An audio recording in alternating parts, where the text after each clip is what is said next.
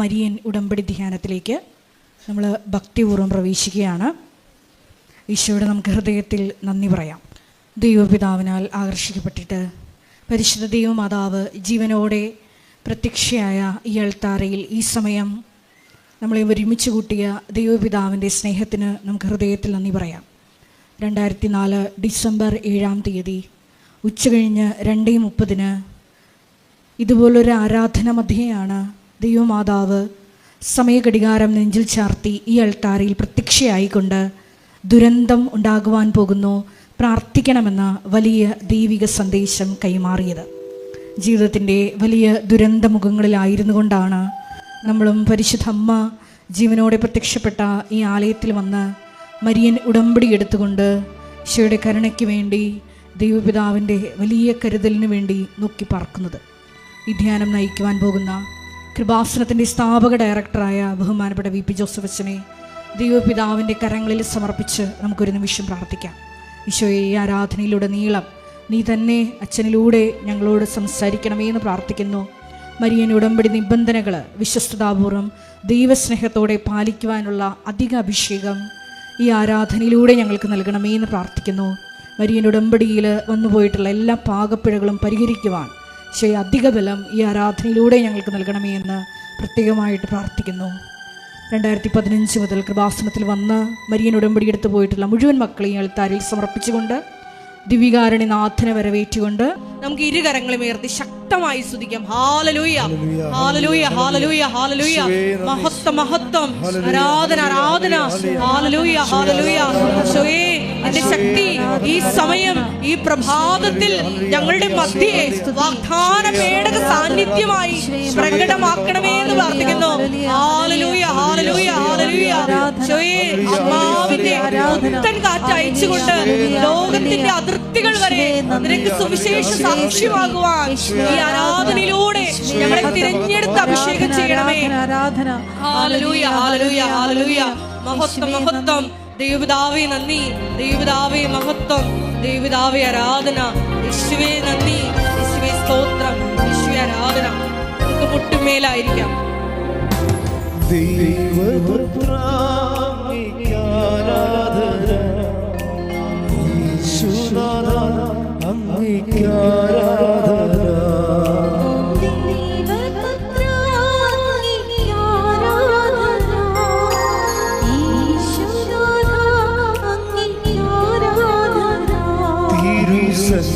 പരിശുദ്ധ പരമ ദിവ്യകാരുണ്യത്തിന് ആരാധനയും സ്തുതിയും പുകഴ്ചയും ഉണ്ടായിരിക്കട്ടെ. പരിശുദ്ധ പരമ ദിവ്യകാരുണ്യത്തിന് നേരവും ആരാധനയും സ്തുതിയും പുകഴ്ചയും ഉണ്ടായിരിക്കട്ടെ. പരിശുദ്ധ പരമ ദിവ്യകാരുണ്യത്തിന് നേരവും ആരാധനയും സ്തുതിയും പുകഴ്ചയും ഉണ്ടായിരിക്കട്ടെ.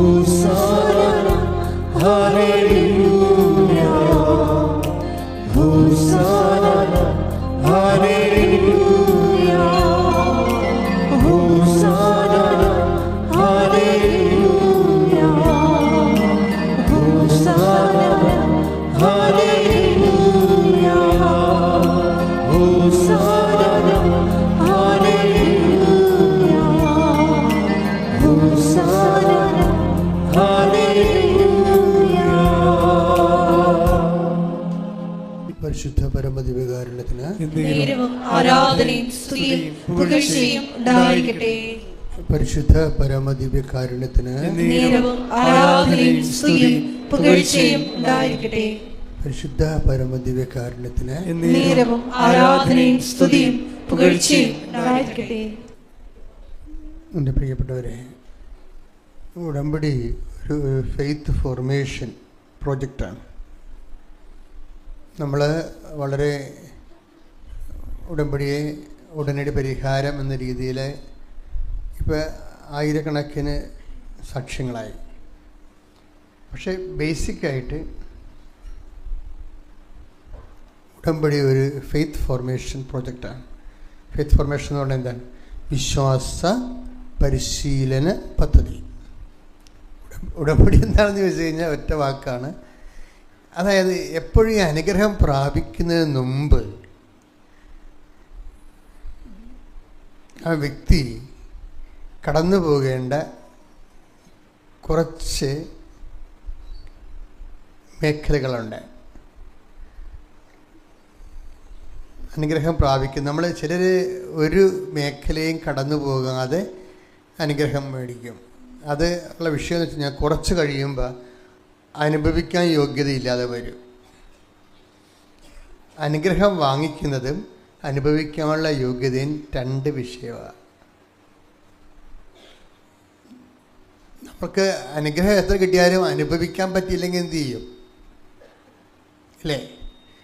അപ്പോൾ നമ്മൾ ഇന്ന് ധ്യാനിക്കുന്നത് അനുഗ്രഹം വാങ്ങിക്കുകയും അതേസമയം തന്നെ അത് അനുഭവിക്കാനുള്ള യോഗ്യത നേടിയെടുക്കുകയും ചെയ്യാനുള്ള ബിബ്ലിക്കൽ ഫോർമുലാസാണ് ഇന്ന് നോക്കുന്നത്.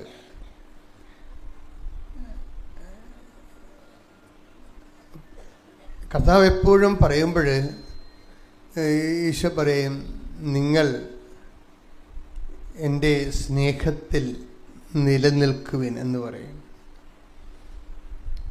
അപ്പം എന്തെങ്കിലും ഒരു ഒറ്റപ്പെട്ട ഒരു ദൈവാനുഭവങ്ങൾ, ഒരു ഒറ്റപ്പെട്ട ജീവിത പ്രശ്നങ്ങളുണ്ടായി, നമ്മൾ ഉടമ്പടി ചെയ്തു, അതിനൊരു പരിഹാരം ഉണ്ടായി, നമ്മളും പിരിഞ്ഞു, ദൈവവും പിരിഞ്ഞു. അങ്ങനെയാണ് ശരിക്കും കുറേ ആൾക്കാർക്ക് അങ്ങനെ സംഭവിക്കണേ. അവർക്കൊരു ക്രൂഷ്യൽ ഇഷ്യൂ ഉണ്ടാവും. പെട്ടെന്ന് കടമ അല്ലെങ്കിൽ രോഗം അല്ലെങ്കിൽ വേറെ എന്തെങ്കിലും തരത്തിലുള്ള ഒരു ഇഷ്യൂ, കുടുംബ പ്രശ്നമൊക്കെ ഉണ്ടാകും. അതിന് പെട്ടെന്ന് അവർ ഉടമ്പടിയിലേക്ക് എടുക്കുന്നു. അവിടുന്ന് ടാപ്പ് ചെയ്യാവുന്ന ബ്ലെസ്സിങ് വാങ്ങിച്ച് ആ വിഷയം നേടിയെടുത്ത് ദൈവം തെക്കോട്ടും പോവും, നിങ്ങൾ വടക്കോട്ടും പോവും. പിന്നെ ഈ വിഷയമില്ല. അവിടെ ഫോർമേഷൻ നടക്കണില്ല. ഫെയ്ത്ത് ഫോർമേഷൻ നടക്കണില്ല. അതിൻ്റെ കുഴപ്പം എന്താണെന്ന് വെച്ച് കഴിഞ്ഞാൽ ഈ ഇൻസ്റ്റൻറ്റ് ഗ്രേസ്, ഇൻസ്റ്റൻറ്റ് ബ്ലെസ്സിങ്സ് സാധാരണ കൊടുക്കുന്നത് ഫ്രഷ് കമേഴ്സിനാണ് കൊടുക്കുന്നത്.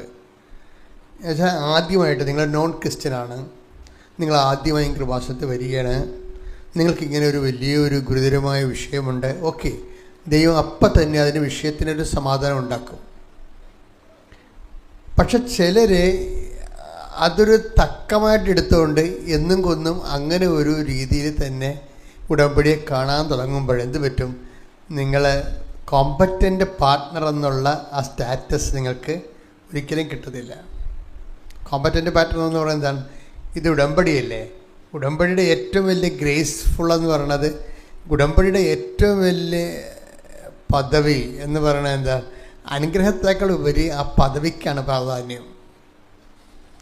അച്ഛൻ പറഞ്ഞ മനസ്സിലാണില്ലേ? അതായത് നമുക്ക് ഈ അനുഗ്രഹം, ഇപ്പം നിങ്ങൾക്ക് ജീവിത പങ്കാളിയില്ല, നിങ്ങൾക്ക് ജീവിത പങ്കാളി വേണം.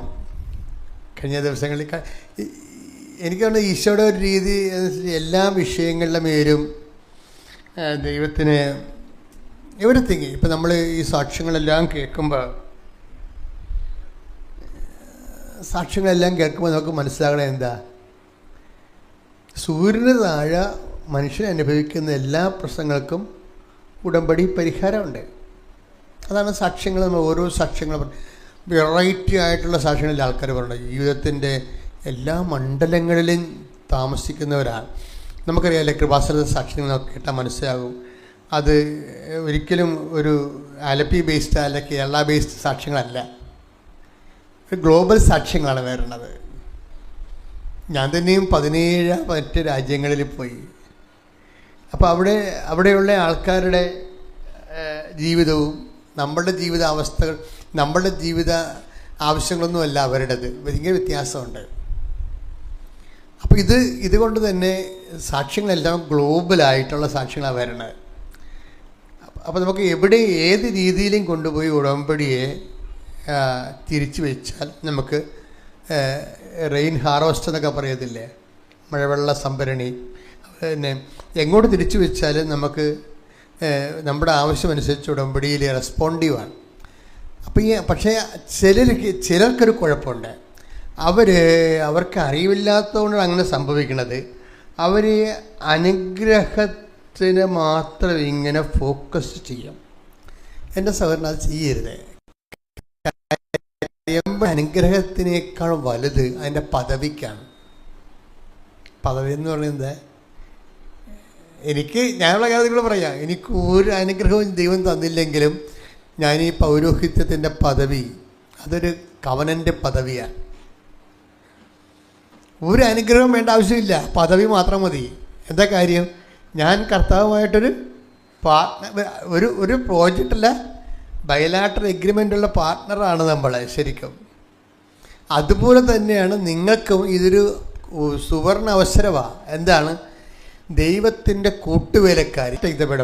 ശ്രദ്ധിക്കട്ടെ. ഹല്ലേലൂയ ഹല്ലേലൂയ ഹല്ലേലൂയ ഹല്ലേലൂയ യേശുവേ നന്ദി. ഹല്ലേലൂയ ഹല്ലേലൂയ. എന്നും കൂടെ ഇരിപ്പാൻ, എന്നും കൂടെ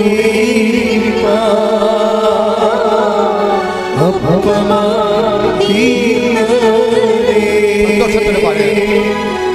ഇന്നും കൂടെ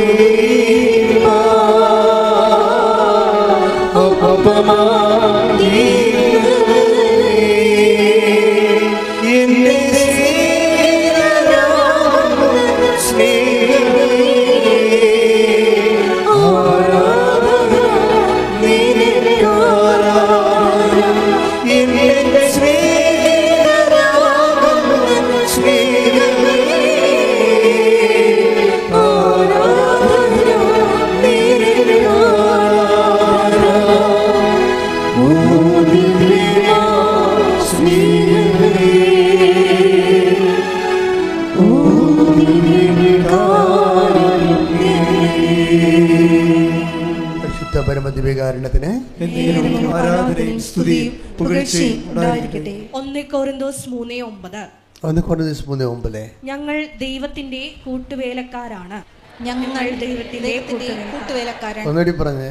ഞങ്ങൾ ദൈവത്തിന്റെ കൂട്ടുവേലക്കാരാണ്. കൈ അടിച്ചോണ്ട് പറഞ്ഞേ. ഞങ്ങൾ ദൈവത്തിന്റെ കൂട്ടുവേലക്കാരാണ്. ഇതാണ് ഉടമ്പടി സംഭവിക്കുന്നത്. ഉടമ്പടി ഒരു സ്റ്റാറ്റസ് അതാണ്. ആരാണ്? നമ്മൾ ദൈവത്തിൻ്റെ കൂട്ടുവേലക്കാർ. ഇപ്പം നമ്മൾ ദൈവവും കൂടിയാണ് ഒരു പ്രോജക്റ്റ് ചെയ്യണത്. ഈ ഒരു ബോധം ഇപ്പം നിങ്ങൾ പത്രം കൊടുക്കാൻ പോകുമ്പോഴും നിങ്ങൾ ദൈവത്തിൻ്റെ വിഷയത്തിൽ കൂട്ടുവേലക്കാരാണ്. നിങ്ങൾ ഇൻ്റർവ്യൂവിന് പോകുമ്പോൾ ദൈവം നിങ്ങളുടെ വിഷയത്തിൽ കൂട്ടുവേലക്കാരാണ്. അതാണ് വിഷയം. അങ്ങോട്ടും ഇങ്ങോട്ടുമാണ് ചോദിക്കുന്നത്. നമ്മൾ പത്രം കൊടുക്കാൻ പോകുമ്പോൾ ദൈവം നമ്മുടെ വിഷയത്തിൽ കൂട്ടുവേലക്കാരനാണ്. നമ്മൾ ഇൻ്റർവ്യൂവിന് പോകുമ്പോൾ അത് നമ്മുടെ കാര്യമാണ്, ദൈവം നമുക്ക് കൂട്ടുവേലക്കാരനാകും.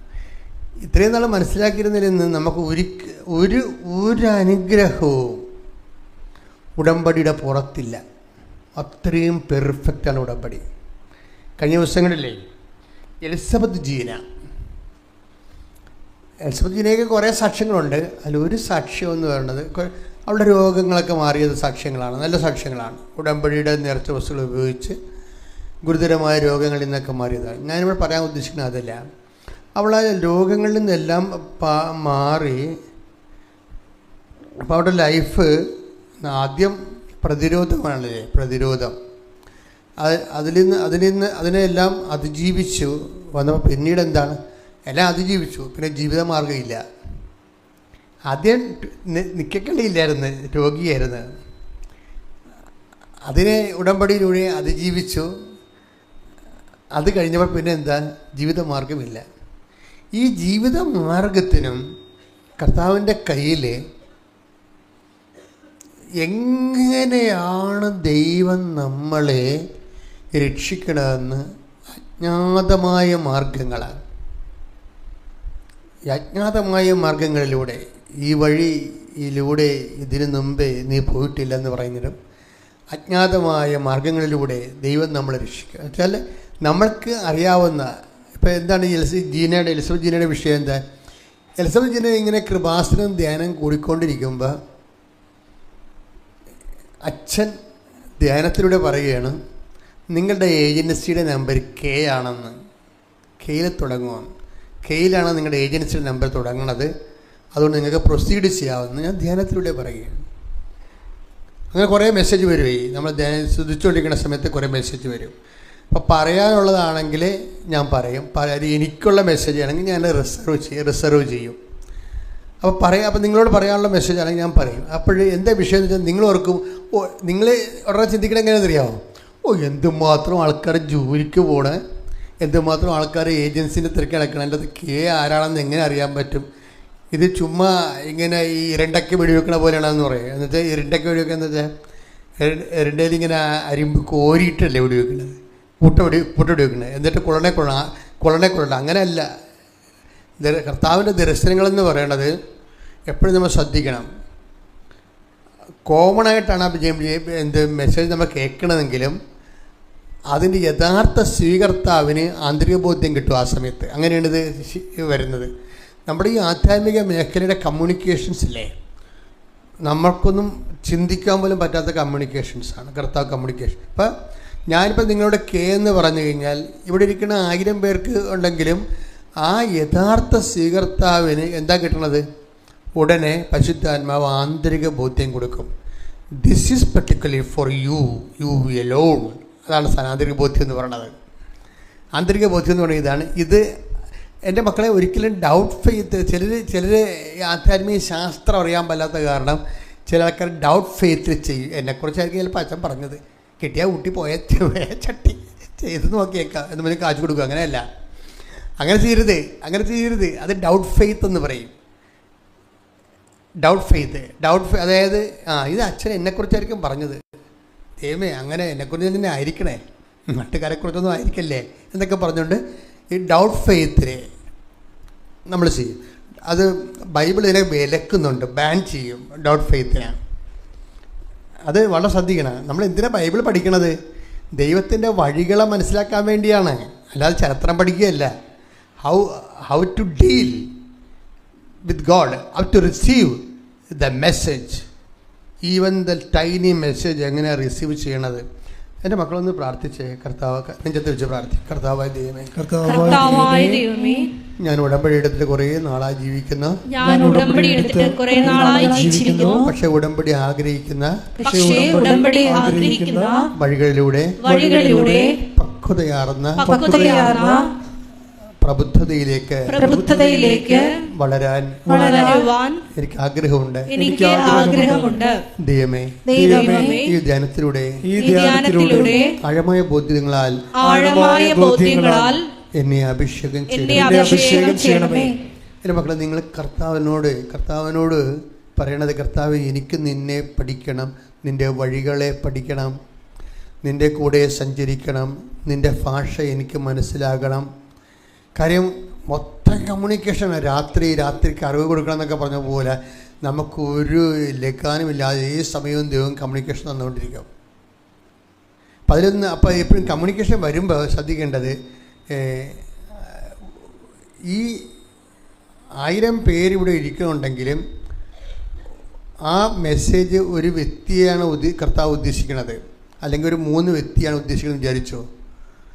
ചിലപ്പോൾ 7 വ്യക്തികളെ വരെ ഉദ്ദേശിച്ച് കൃപാസനത്തിൽ സംഭവിച്ചിട്ടുണ്ട്. 7 ഒരു മെസ്സേജാണ്. ഒരു ഗോൾഡൻ 7 എന്ന് പറഞ്ഞൊരു മെസ്സേജ് വന്നില്ലായിരുന്നു. എത്ര പേരാണ് സാക്ഷ്യം പറഞ്ഞത് ഗോൾഡൻ 7ൻ്റെ? അപ്പോൾ അതെല്ലാവർക്കും ആ 7 പേർക്കും ആ സെയിം മെസ്സേജാണ് കിട്ടിയിരിക്കുന്നത്. അതെല്ലാം അന്ന് തന്നെ ആ ആഴ്ച തന്നെ ആ ഡെസ്പാച്ചായി പോവുക. ബ്ലെസ്സിങ് അത്രയും പവർഫുള്ളാണ് അത് സംഭവം. അപ്പോൾ എന്താ എൻ്റെ മക്കൾ ചെയ്യേണ്ടതെന്ന് വെച്ചാൽ, നിങ്ങൾ ഇതിൻ്റെ ഒരു പ്രോസസ്സിലൂടെ കടന്നു പോകാൻ നോക്കണം. പ്രോസസ്സ് എന്ന് പറയുമ്പോൾ ഉടമ്പടി എന്താണ് ബേസിക്കായിട്ട് ഉടമ്പടി എന്ന് പറയുന്നത് വാഗ്ദാനം പ്രാപിക്കുന്നതാണ് അല്ലേ? അതാണ് വാക്കിൻ്റെ ഉള്ളിൽ ദൈവം ദാനം വെച്ചിട്ടുണ്ട്.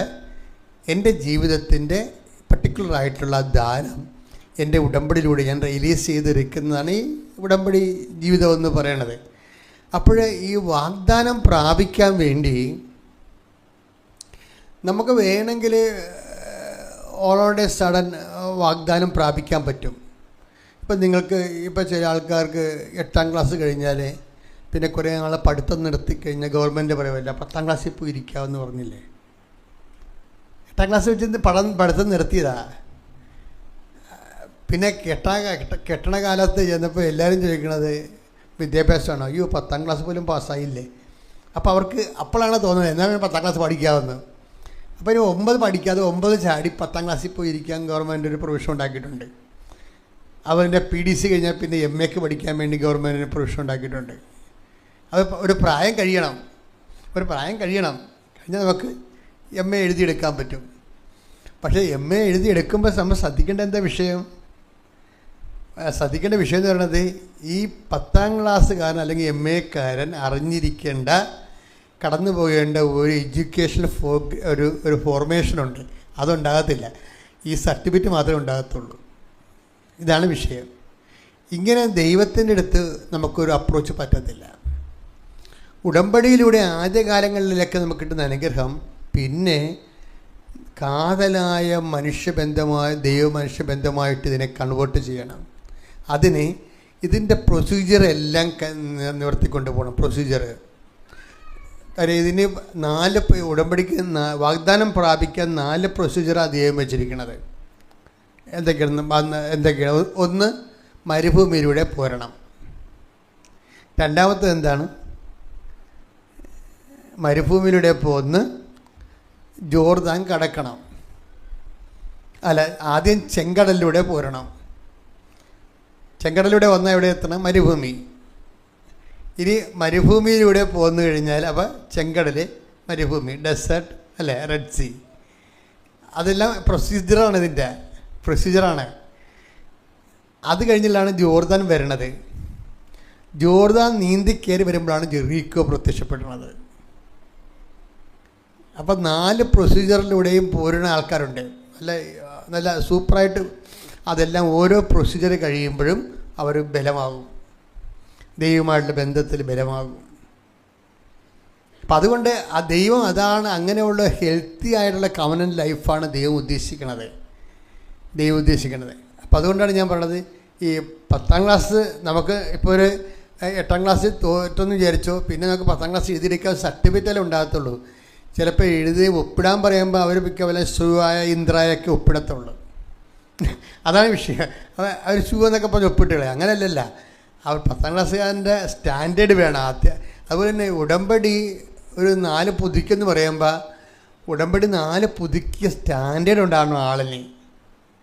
അവിടെയാണ് ഒരു പ്രശ്നം വരണത്. അത് നിങ്ങൾ ശ്രദ്ധിക്കണം. ആ പ്രൊസീജിയർ പൂർത്തിയാകാത്ത കൊണ്ടുണ്ടാകുന്ന കുഴപ്പങ്ങളാണ്. പ്രൊസീജിയർ അതായത് ഉടമ്പടി 4 പുതുക്കിയാൽ ആ 4 പുതുക്കിയ കൾച്ചർ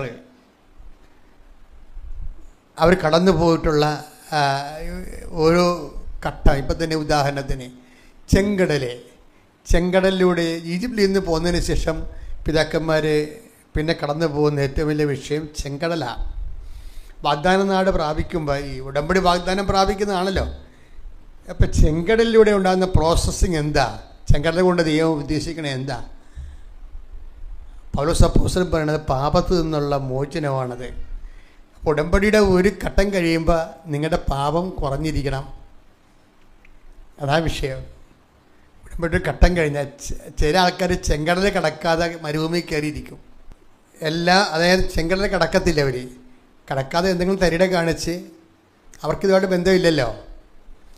അപ്പം അതുകൊണ്ട് അങ്ങനെ ആ ഉടമ്പടിയുടെ ആ ഘട്ടം ആവശ്യപ്പെടുന്ന കാര്യങ്ങൾ ചെയ്യാതെ, ആ ഉപവാസമില്ലാതെ, എളിമപ്പെടാതെ, ഇപ്പം ചെങ്കടൽ അതൊന്നും എടുത്തേ 1 കൊരിന്തോസ് 10:1-2 സഹോദരരെ, സഹോദരങ്ങളെ, നമ്മുടെ പിതാക്കന്മാരെല്ലാവരും മേഘത്തണലിൽ ആയിരുന്നുവെന്നും കടലിലൂടെ കടന്നുവെന്നും നിങ്ങൾ മനസ്സിലാക്കണമെന്ന് ഞാൻ ആഗ്രഹിക്കുന്നു.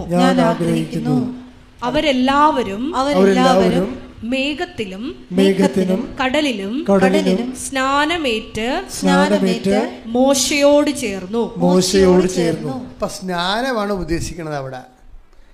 നമ്മുടെ പിതാക്കന്മാർ കടലിലൂടെ കടന്നു എന്നാണ്. പക്ഷെ കടലിലൂടെ കടന്നതിന് ഉദ്ദേശം എന്താ? സ്നാനമാണ്. സ്നാനം എന്ന് പറഞ്ഞാൽ എന്താണ്? പാപത്തിൽ നിന്ന് കഴുകിക്കളയല്.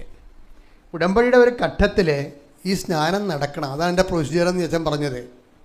ഞാൻ ഇന്ന് വളരെ ഒരു എന്താണ് വിഷണ്ണനാണ് ഒരു കാര്യത്തിൽ. കാരണം വെച്ച് കഴിഞ്ഞാൽ ഈ മനുഷ്യന് പൊതുവെ ജഡത്വവും ജഡത്വവും അങ്ങനെ എന്തോ ഒരു സാധനം ഈ നമ്മുടെ ഈ കപ്പലുണ്ടല്ലോ, വലിയ കപ്പലിൻ്റെ അടിയിൽ തൊഴിഞ്ഞാൽ കപ്പൽ പുഴുവിനെ കാണാൻ പറ്റും. അതെന്തൊരു കക്കയാണ്. അത് വന്ന് കപ്പലിൻ്റെ അടിയിൽ ഇരുന്നിട്ട് അത് വലുതായി പിന്നെ അത് നിറച്ചിങ്ങനെ പുറ്റുപോലെ പിടിച്ച് കപ്പലിന് ദൂരം ഉണ്ടാക്കും.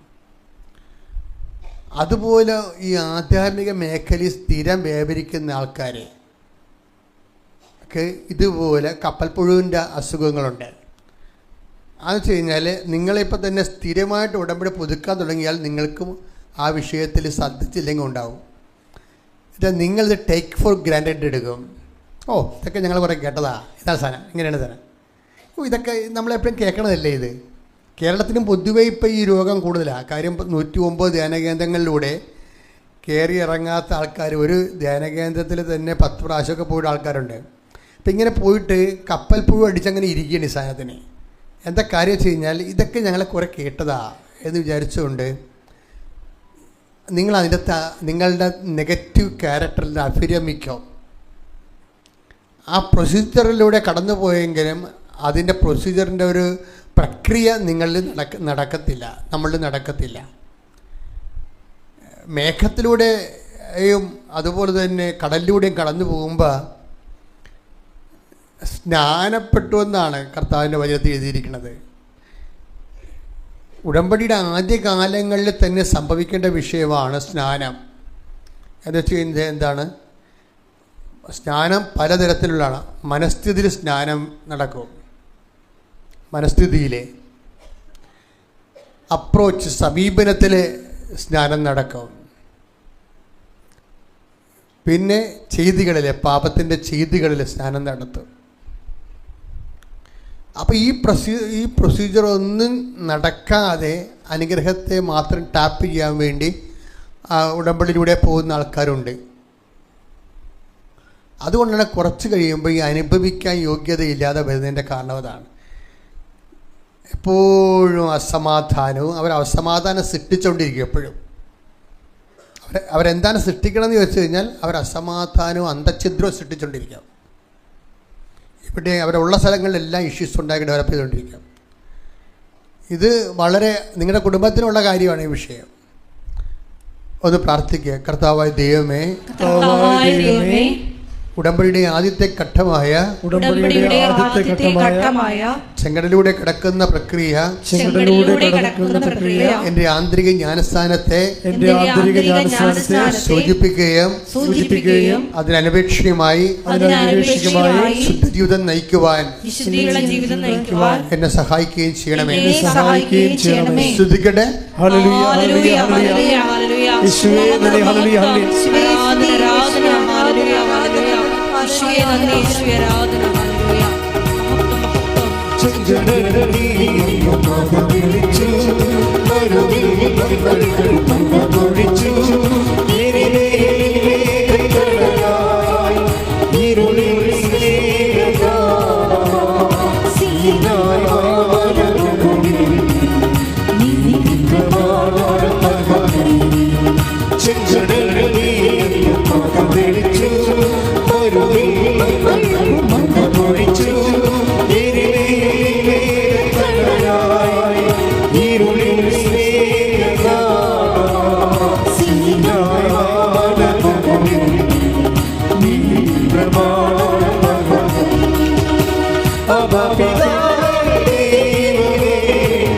അവിടുത്തെ രാജ്യം വരേണമേ, അങ്ങേ തിരുഹിതം ഭൂമിയിൽ എന്നെന്നും നിറവേറണമേ.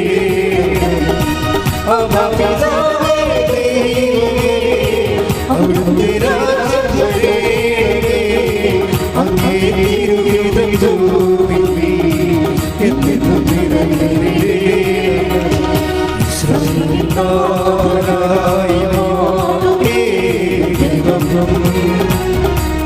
സത്യജീവമാകാനും മർമ്മനായ ഭൂമിയിൽ പിറന്ന സ്നേഹം നിത്യജീവനേ അബ്ബാ പിതാവേ ദൈവമേ, അവിടുത്തെ രാജ്യം വരേണമേ, അങ്ങേ തിരുഹിതം ഭൂമിയിൽ എന്നെന്നും നിറവേറണമേ. അബ്ബാ പിതാവേ ദൈവമേ, അവിടുത്തെ രാജ്യം വരേണമേ, അങ്ങേ തിരുഹിതം ഭൂമിയിൽ എന്നെന്നും നിറവേറണമേ. അബ്ബാ പിതാവേ ദൈവമേ, അവിടുത്തെ രാജ്യം വരേണമേ, അങ്ങേ തിരുഹിതം ഭൂമിയിൽ എന്നെന്നും നിറവേറണമേ. പരമദിവ്യകാരുണ്യത്തിന് നേരവും ആരാധനയും സ്തുതിയും പുകഴ്ചയും ഉണ്ടായിരിക്കട്ടെ.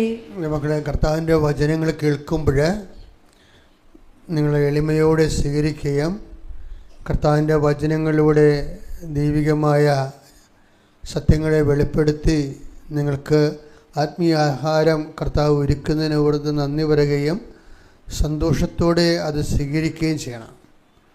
അങ്ങനെ സന്തോഷത്തോടെയാണത് സ്വീകരിക്കണതെങ്കിൽ കുറച്ച് കഴിയുമ്പോൾ കർത്താവ് പിന്നെയും നമ്മളെ പരിപാലിച്ചുകൊണ്ടും പരിശീലിപ്പിച്ചുകൊണ്ടും ഇരിക്കും. പക്ഷെ ഒരു കാര്യം വ്യക്തമാണ്, നമ്മൾ പോകുന്നിടത്ത് ഈ വാഗ്ദാനം കർത്താവ് കൃത്യമായി പാലിച്ചുകൊണ്ട് നമ്മൾ പോകുന്നിടത്തെല്ലാം ദൈവത്തിൻ്റെ അടയാളം കാണിക്കാൻ പറ്റും. നമ്മൾ ദൈവത്തിൻ്റെ കൂടെയാണ്.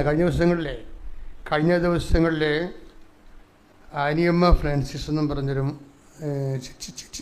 സാക്ഷ്യം പറഞ്ഞായിരുന്നു. ആനിയമ്മ ഫ്രാൻസിസ് ഭരണങ്ങാനത്തുള്ളതാണ്. ഇപ്പോൾ ഷാർജയിൽ ബിസിനസ് നടത്തുകയാണ്. അപ്പോഴവർ ഷാർജയിൽ 28 കൊല്ലമായിരുന്നു ബിസിനസ് നടത്തുന്നത്.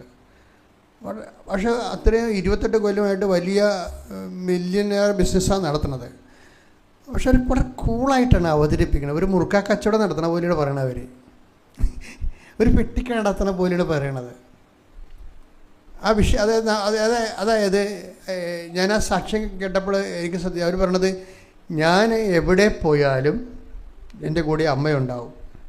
അപ്പോൾ നമ്മൾക്ക് അവരുടെ പെറ്റമ്മയാണ് വരണമെന്നാണ്. പക്ഷെ അങ്ങനെയല്ല. മാതാവിനെക്കുറിച്ച് അവരെ അത്രയും ഇൻറ്റിമസിയോടെ സംസാരിക്കണത്.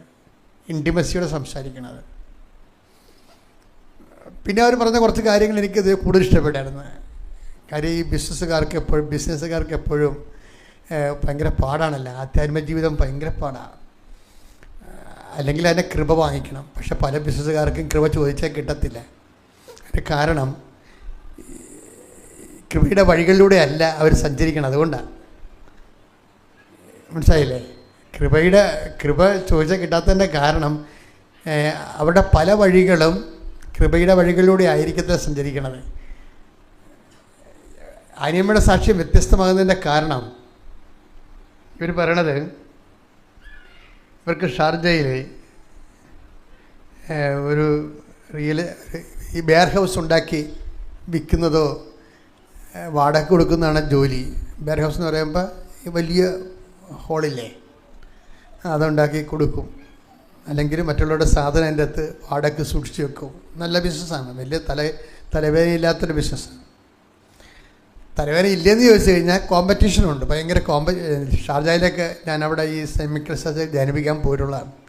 അപ്പോൾ അവിടെയുള്ള വിഷയത്തിൽ കോമ്പറ്റീഷനുണ്ട്. കോമ്പറ്റീഷൻ എല്ലാ മേഖലയിലും ഉണ്ടല്ലോ. എല്ലാ മേഖലയിലും കോമ്പറ്റീഷൻ ഉണ്ടാവും. ഈ കോമ്പറ്റീഷൻസ് ഉണ്ടെങ്കിലും നമ്മൾ ബൈബിള് ചില വാഗ്ദാനങ്ങൾ നമുക്ക് തന്നിട്ടുണ്ട്. ബിസിനസ് ഉണ്ടാവും, കോമ്പറ്റീഷൻ ഉണ്ടാവും. അത് നമ്മുടെ ഈ ബിസിനസ്സിൽ മാത്രമല്ലല്ലോ, വിദ്യാഭ്യാസത്തിൽ കോമ്പറ്റീഷൻ ഇല്ലേ? നമ്മൾ ചെല്ലുമ്പോൾ എന്തുകൊണ്ടാണ് നമുക്ക് അഡ്മിഷൻ കിട്ടാതിരിക്കുന്നതിൻ്റെ കാരണം എന്താ? ഒന്നെങ്കിൽ നമ്മളെക്കാൾ മാർക്കുള്ളവർ വേറെ ആൾക്കാരുണ്ടാകും, അല്ലെങ്കിൽ നമ്മളെക്കാൾ റെക്കമെൻഡേഷൻ ചെയ്യാനുള്ള കഴിവുള്ളവരുണ്ടാകും, ആരെങ്കിലും ഉണ്ടാകും. അപ്പം ആ ഒരു സംഭവങ്ങൾ ഉള്ളത് കൊണ്ടാണ് ദൈവത്തിന് സഞ്ചരിക്കാൻ വേണ്ടി ഒരു സിംഗിൾ പാത ദൈവം ഓപ്പറേറ്റ് ചെയ്തിട്ടുണ്ട്. അതേതാണ്? Not by merit, not by grace. അതാണ് ഈ ഉടമ്പടി വരണതിൻ്റെ കാരണം. കോമ്പറ്റീഷനൊക്കെ ഉണ്ടാകും, പക്ഷെ കോമ്പറ്റീഷൻ ഈ ലോകത്ത് എല്ലാ മേഖലകളിലും ഉള്ളതുപോലെ തന്നെ ഉണ്ടാകും. പക്ഷെ ദൈവം തൻ്റെ സന്തതികൾക്ക് ഈസി എൻട്രി ആയിട്ട് ദൈവത്തിൻ്റെ ആയിട്ടൊരു വഴികളുണ്ടാകും. ഗോഡ്സ് ഓൺ വേ, ദൈവ വഴികളുണ്ടാകും. ഞാനെപ്പോഴും നിങ്ങൾക്ക് ഉപദേശിച്ച് തരണമെന്ന് വെച്ചാൽ ദൈവ വഴികളിൽ അഭിരമിക്കാനുള്ള യോഗ്യതയാണ് എപ്പോഴും. കാരണം ചില ആൾക്കാർ അത്യാവശ്യം ദൈവ വഴികളിൽ വന്നിട്ട് കാര്യം കണ്ടിച്ച് പിന്നെ അവരുടെ ലോക വഴികളിലേക്ക് അവർ പോകും. അത് കുറച്ച് നാൾ വർക്കൗട്ട് ചെയ്യത്തില്ല.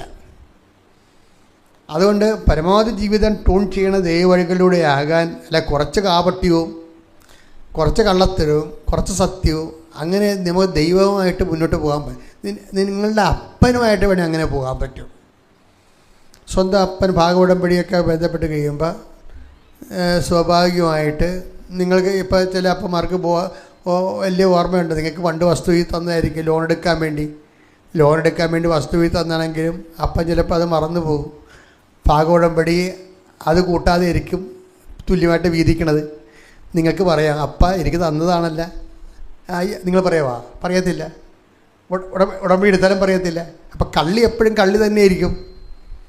അതാണ് എൻ്റെ വിഷയം. അതെപ്പോഴും നമ്മൾ ദൈവമായിട്ട് ഡീല് ചെയ്യുമ്പോൾ സൂക്ഷിക്കേണ്ട കാര്യങ്ങളാണത്.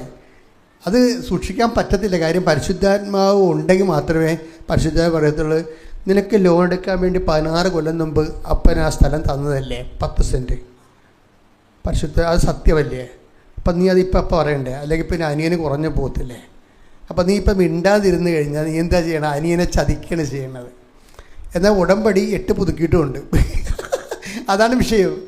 ഇത് രണ്ടും 2 വഴികളാണ്. ഉടമ്പടി 8 പുതുക്കിയിട്ടുണ്ട്, പക്ഷേ അനിയനെ ചതിക്കുന്നതിന് യാതൊരുവിധ വ്യത്യാസവും ഇല്ല. അതാ ആ വഴി പോലെ നടക്കും. ആ വിഷയത്തിൽ ശങ്കരൻ തെങ്ങേ തന്നെ തമ്മിൽ കൂട്ടിക്കുഴക്കത്തില്ല. ദൈവ വഴികളെന്ന് പറയുന്നത് കറക്റ്റ് ദൈവ വഴികൾ മാത്രമാണ്. ഇപ്പം നോട്ട് ബൈ മെറിറ്റിൽ ഇത് വർക്ക് ചെയ്യുമെന്ന് ഞാൻ പറഞ്ഞാൽ അത് വർക്ക് ചെയ്യും. ഇപ്പം നേരത്തെ നമ്മൾ പറഞ്ഞ അവളുടെ പേരെന്ന കുഞ്ഞിൻ്റെ പേരെന്ന എലിസബത്ത് ജീനയുടെ വചനം എന്താ? ആ കെ എന്ന് പറഞ്ഞപ്പോൾ ആ കെ അവൾക്ക് ആ ആഴ്ച തന്നെ ഏജൻസിന് കിട്ടി. കെയുടെ പ്രൊസീജിയർ ചെയ്ത് അവൾ ജർമ്മനിയിലാണ്. ഇപ്പോൾ സ്പീഡാണ്, ടക്കാണ് സ്പീഡാണ്. കർത്താവിൻ്റെ കയ്യിൽ എല്ലാ വിഷയത്തിൻ്റെ അകത്ത് നോട്ടുണ്ട്. പക്ഷേ പ്രോബ്ലം വെച്ച് കഴിഞ്ഞാൽ എലിസബത്ത് ജീനയ്ക്ക് കൊടുത്തിരിക്കുന്ന മെസ്സേജ് കെ ആണ് നീ സെലക്ട് ചെയ്യേണ്ട ഏജൻസിയുടെ ഫസ്റ്റ് നമ്പർ. അത് പറയുമ്പോഴേ ഇവൾക്ക് കേൾക്കുമ്പോൾ അവൾക്ക് ആന്തരിക ബോധ്യം ഉണ്ടാവും. ഈ കേൾവിയുടെ പ്രശ്നം, ആ വചനം എനിക്കാണോ എന്നറിയണമെങ്കിൽ ആന്തരിക ബോധ്യം ഉണ്ടാകും നമുക്ക്. അതിലൂടെയാണ് നമ്മൾക്കാണ് ആ വചനം നമ്മളെയാണ് ടാർഗറ്റ് ചെയ്യണത്, അഡ്രസ്സ് ചെയ്തിരിക്കണമെന്ന് കേൾവിക്കാർക്ക് ആന്തരിക ബോധ്യം ഉണ്ടാവും. അതുകൊണ്ടാണ് നമ്മളെപ്പോഴും ഇപ്പം നിങ്ങൾ ഈ വചനം വായിക്കല്ലേ ഉള്ളൂ. വചനത്തിൻ്റെ പ്രോസസ്സിങ്ങിൽ അത് പ്രോസസ്സ് ചെയ്ത് അതിൻ്റെ മീനിങ് ഡ്രോ ചെയ്ത് ദൈവമായിട്ട് ഒരു ലൈവ് കമ്മ്യൂണിക്കേഷനിലേക്ക് വളർന്ന് വരാൻ വേണ്ടിയാണ് അച്ഛൻ ഇത് കറക്റ്റ് കാര്യങ്ങൾ പറയണത്. അത് എന്താ വിഷയം വെച്ച് കഴിഞ്ഞാൽ ഇപ്പം കെ വന്നു കഴിഞ്ഞാൽ ഇപ്പം ഡൗട്ട് ഫെയ്ത്ത് ആണെങ്കിൽ വചനം എന്ന് പറയും ഡൗട്ട് ഫെയ്ത്തിൽ നിങ്ങളൊന്നും ചെയ്തെന്ന് പറയും. അതറിയണമെങ്കിലേ ആ വചനം ഒന്ന് എടുത്തേ. ഡൗട്ട് ഫെയ്ത്ത് റോമ 14:23 സംശയത്തോടെ ഭക്ഷിക്കുന്നവൻ ശിക്ഷിക്കപ്പെടും. എന്തെന്നാൽ വിശ്വാസമനുസരിച്ചല്ല അവൻ പ്രവർത്തിക്കുന്നത്. വിശ്വാസത്തിൽ നിന്നല്ലാതെ ഉത്ഭവിക്കുന്നതെന്തും പാപമാണ്. ഇതിൻ്റെ വിഷയം നമുക്കൊരു ഡൗട്ട് ഫെയ്ത്ത് ഉണ്ടെങ്കിൽ തെറ്റാണ്, പാപമാണെന്ന് ചെയ്യരുതെന്ന് മനസ്സിലായ. എനിക്കാണോ അല്ലയോ എനിക്കറിയത്തില്ല, പോയി നോക്കാം. എങ്ങാനും പഠിക്കൽ ബിരിയാണി കൊടുത്താലോ എന്നും പറഞ്ഞുകൊണ്ട് ഡൗട്ട് ഫെയ്ത്ത് ചെയ്യും. Doubt faith you should not do it. അപ്പോൾ അത് തെറ്റാണെന്നാണ് പറയണത്. ഇപ്പോൾ കേട്ടില്ലേ? സംശയത്തോടെയാണ് ചെയ്യണമെങ്കിൽ അത് തെറ്റാണ്. നമുക്ക് എങ്ങനെ ചെയ്യണമെന്ന് വെച്ച് കഴിഞ്ഞാൽ കേൾവിക്കാർക്ക് 2 തിമോത്തി 4:2 സ്തുതിക്കട്ടെ. ഹല്ലേലൂയ ഹല്ലേലൂയ ഹല്ലേലൂയ ഹല്ലേലൂയ ഹല്ലേലൂയ യേശുവേ നന്ദി. ഹല്ലേലൂയ ഹല്ലേലൂയ ഹല്ലേലൂയ. വചനം പ്രസംഗിക്കുക, വചനം പ്രസംഗിക്കുക. സാഹചര്യങ്ങൾ അനുകൂലമാണെങ്കിലും അല്ലെങ്കിലും ജാഗരൂകതയോടെ വർത്തിക്കുക. മറ്റുള്ളവരിൽ ബോധ്യം ജനിപ്പിക്കുകയും അവരെ ശാസിക്കുകയും ഉദ്ബോധിപ്പിക്കുകയും ചെയ്യുക. ക്ഷമ കൈവിടാതിരിക്കുകയും പ്രബോധനത്തിൽ ശ്രദ്ധിക്കുകയും ചെയ്യുക. അപ്പൊ ഈ ബോധ്യം ജനിപ്പിക്കുക എന്നുള്ളത് നമ്മൾ പ്രാർത്ഥിച്ച് വരും, നമ്മൾ ആത്മാർത്ഥമായിട്ട് പ്രാർത്ഥിച്ച് ആണ് വചനം വായിക്കണമെന്നുണ്ടെങ്കിലും വചനം കേൾക്കുന്നുണ്ടെങ്കിലും നമ്മൾക്ക് ആണ് ആ മെസ്സേജ് വരുന്നതെന്നുണ്ടെങ്കിൽ നമുക്ക് ബോധ്യം കിട്ടും. അതാണ് എൻ്റെ വിഷയം.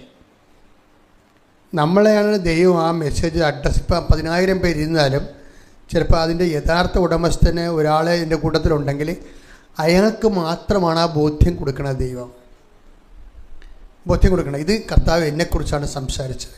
പക്ഷെ അവിടെ ഡൗട്ട് എന്നെക്കുറിച്ച് ആയിരിക്കുമോ, ചിലപ്പോൾ അല്ലായിരിക്കും. കുറേ കാര്യം ഉണ്ടായി, കുറേ ആൾക്കാരുണ്ടല്ലോ ഇവിടെ. അങ്ങനെ വരുമ്പോൾ പിന്നെ അത് നിങ്ങളെക്കുറിച്ചല്ല. കഴിഞ്ഞു, ആ സംഭവം കഴിഞ്ഞു. അങ്ങനെയാണ് ഈ വിഷയം നമ്മൾ ഡിസേൺ ചെയ്യണത്, അത് വിവേചിക്കണത്. അങ്ങനെയാണ് വിവേചിക്കണത്. നിങ്ങൾക്കുള്ള മെസ്സേജാണെങ്കിൽ ഇടിവെട്ട് പോലെ ഒറ്റ ഷൂട്ട് നിങ്ങൾക്കപ്പം തന്നെ ബോധ്യപ്പെട്ടിരിക്കാം. അപ്പോൾ ഇതിൻ്റെ ഈ ഇന്ദ്രിയങ്ങൾ ഭയങ്കര സീരിയസ് ആണ്. നമ്മൾ വചനം കേൾക്കുന്നതിൽ ഇന്ദ്രിയങ്ങളെ ഇപ്പം നിങ്ങൾക്ക് മറ്റുള്ളവരൊക്കെ നിങ്ങൾ പള്ളിയൊക്കെ പോകുമ്പോൾ നിങ്ങളെ പിടിച്ചു നിർത്തിയിട്ട് ഓരോരോ കാര്യങ്ങളൊക്കെ പറയത്തില്ലേ. ചിലപ്പോൾ ശരിയായിരിക്കും, ചിലപ്പോൾ തെറ്റായിരിക്കും. പക്ഷെ നിങ്ങൾക്ക് പ്രയോജനം ഉണ്ടാകുമെന്ന് അറിയത്തില്ല. പ്രയോജനമില്ലാത്ത ഒരു കാര്യവും നിങ്ങൾ കേൾക്കരുതെന്നുള്ളതാണ്. ഇപ്പം നാത്തൂൻ്റെ ഏഷണി ആയാലും അമ്മാവൻ്റെ മോൾ ചാടിപ്പോയ കാര്യമായാലും നിങ്ങൾ ഈ വചനത്തിൻ്റെ ചെവികൾ വെച്ചിട്ട് ഈ സാധനങ്ങളൊന്നും കേൾക്കരുത്. നിങ്ങൾക്ക് പറ്റുന്ന അബദ്ധം ഇതിനിങ്ങനെ ചെവി അയ്യോ എന്നിട്ടാന്ന് പറഞ്ഞുകൊണ്ടിരിക്കും. അതാണ് പക്ഷേ കർത്താവിന് വേണ്ടി നിങ്ങൾ സമർപ്പിച്ചിട്ടുള്ള ചെവികൾ നിങ്ങൾ ലോകത്തിന് വേണ്ടി ഉപയോഗിക്കുന്നു എന്നുള്ളതാണ് ചിലർക്ക് വരുന്നൊരു അബദ്ധം. ഇത് വളരെ സീരിയസ് വിഷയമാണ്. കർത്താവിന് വേണ്ടി നമ്മൾ ഉപയോഗിക്കുന്ന നമ്മുടെ ചെവികൾ, നാക്ക്, അത് ലോകത്തിൻ്റെ കാര്യങ്ങൾക്ക് വേണ്ടി ഉപയോഗിക്കുമ്പോൾ ബേസിക്കായിട്ട് നിങ്ങൾ ആരായി? നിങ്ങൾ ലോകത്താനായി മാറി. സിമ്പിളല്ലേ? നിങ്ങൾ 10 വട്ടം ഉടമ്പടി എടുത്താലും 14ത്തെ വട്ടം ഒരു ഉടമ്പടിയും ഇല്ലാതെ ജീവിക്കുന്ന ഒരു പെരിച്ചാഴി വന്നു വെച്ച് നിങ്ങളോട് എന്തെങ്കിലും കാര്യങ്ങൾ പറഞ്ഞാൽ നിങ്ങൾ ചെവി കൊടുത്താൽ അവിടെ റാങ്കിലായി നിങ്ങൾ ഉടനെ ഓട്ടോമാറ്റിക്കലായിട്ട്. അതുകൊണ്ടാണ് ബൈബിൾ എപ്പോഴും പറയുന്നത് നിങ്ങൾ അവരെ വിട്ടുപോരൂ, അവരന്തരെ നയിക്കുന്ന അന്തരാണ് എന്നൊക്കെ ഈശോ പറയണില്ല. എന്താണ് ഒരു വേർപാട് എപ്പോഴും വരുന്നുണ്ട് ഇതിൻ്റെ അകത്ത്. ഉടമ്പടിയിൽ ദൈവം ഉടമ്പടിയിരിക്കുന്ന ആൾക്കാർ ലൗകിക ദൈവത്തിന് പ്രാധാന്യം കൊടുക്കാതെ വചനത്തിന് പ്രാധാന്യം കൊടുക്കാതെ ജീവിക്കുന്ന ആൾക്കാരുടെ ഉപജാപങ്ങളിൽ പങ്കെടുക്കരുത്. കാര്യം നിങ്ങൾക്കത് താല്പര്യമില്ല. ആ വർത്തമാനം കേട്ടാൽ അവരവരുടെ വഴിക്ക് പോയിക്കൊള്ളും. നിങ്ങൾക്ക് താല്പര്യം ഉണ്ടെന്ന് തോന്നണ കൊണ്ടാണ് അവർ നിങ്ങളോടത് പറയണത്. അവർക്ക് അത് മാത്രമേ പറയാനുള്ളൂ. അതാണ് വിഷയം. വേറെ ഒന്നും അവർക്ക് അറിയത്തില്ല. അങ്ങനെയുള്ള ആൾക്കാരുമായിട്ട് നമ്മൾക്ക് റിലേഷൻസ് വളരെ കാര്യമാത്രമായ റിലേഷൻസേ പറ്റത്തുള്ളൂ. എന്ന് വെച്ച് കഴിഞ്ഞാൽ അത്യാവശ്യം വേണ്ട കാര്യങ്ങൾക്ക് വേണ്ടി മാത്രം.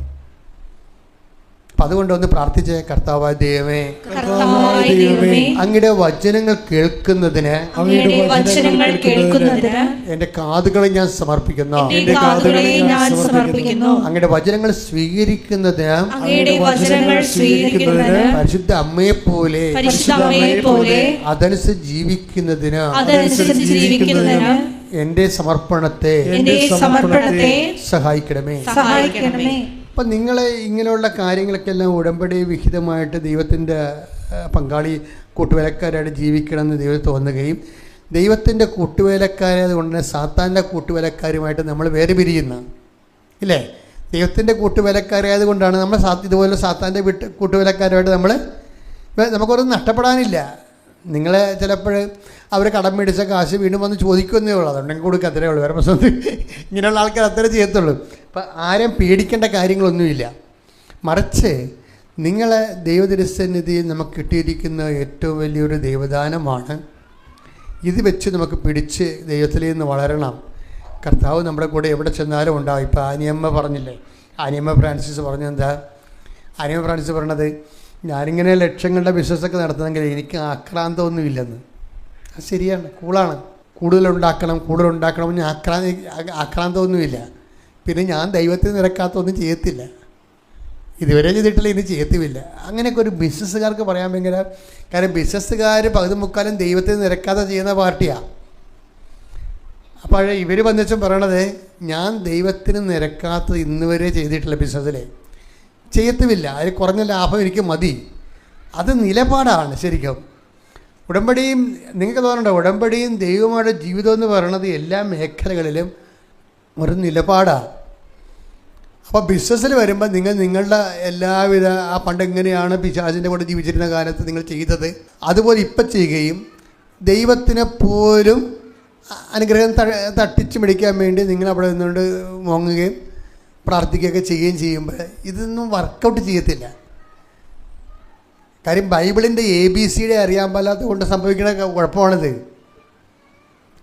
അതുകൊണ്ടാണ് കൃത്യമായിട്ട് ഇവർ പറയണത്, എനിക്ക് ഇന്ന് വരെ ഞാൻ ദൈവത്തിനെ മാറ്റി നിർത്തി ഒരു കച്ചവടം ചെയ്തിട്ടില്ല, ചെയ്യത്തുമില്ലെന്ന്. ഇപ്പം എന്നെ സംഭവിച്ചാൽ അങ്ങനെ ഇപ്പം നമുക്ക് ഒരു ബിസിനസ് ആകുമ്പോൾ നമ്മളെന്താ ബിസിനസ് ചെയ്യണം? ജീവിക്കാൻ വേണ്ടിയല്ലേ. അതിൻ്റെ മിനിമം ലാഭം ദൈവം ഒരു വളഞ്ഞ വഴിയൊന്നും ഇല്ലെങ്കിലും ദൈവം ഉണ്ടാക്കി തരും. ഇപ്പോൾ ഇവരൊരു ഷാർജയിൽ സ്ഥലം മേടിക്കുമ്പോൾ കഥ പറയുന്നുണ്ട്, നല്ല രസം കേൾക്കാൻ.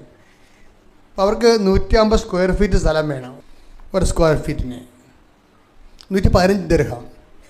അപ്പോൾ അവർ റിയൽ എസ്റ്റേറ്റുകാരോട് സ്ഥലം ബാർഗെയിൻ ചെയ്തപ്പോൾ ഇവർ എഴുതി കൊടുത്ത്,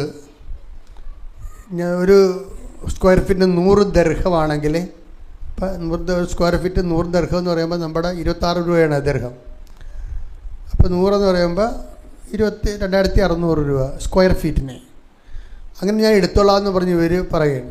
അപ്പോൾ അത് പറഞ്ഞ് അവർ ചിരിച്ച്, അത് കിട്ടത്തില്ലെന്ന് പറഞ്ഞ് 6 മാസം കഴിഞ്ഞപ്പോൾ, ഒരു 2 ആഴ്ച കഴിഞ്ഞപ്പോൾ ഇവർ വീണ്ടും ഇവരുടെ അടുത്ത് ചെന്ന്, അതൊരു എക്സ്പോയിലാണ് പോയത്, റിയൽ എസ്റ്റേറ്റുകാരുടെ എക്സ്പോയിൽ ചെന്നപ്പോൾ ഇവർ പറഞ്ഞ സ്പോട്ട് റിയൽ എസ്റ്റേറ്റുകാർ അവിടെ ഇരിപ്പുണ്ട്.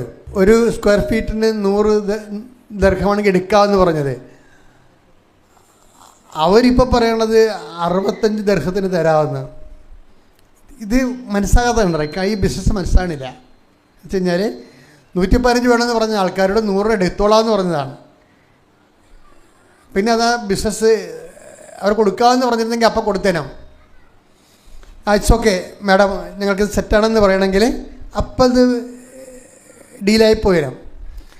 മാതാവ് അവരെ കൊണ്ട് ഡീല് ചെയ്യിച്ചില്ലത്, അതാണ് ബിസിനസ്. എന്നിട്ട് ഒരു 6 മാസം കഴിഞ്ഞപ്പോൾ വീണ്ടും ഇവരെ കാണുകയാണ്.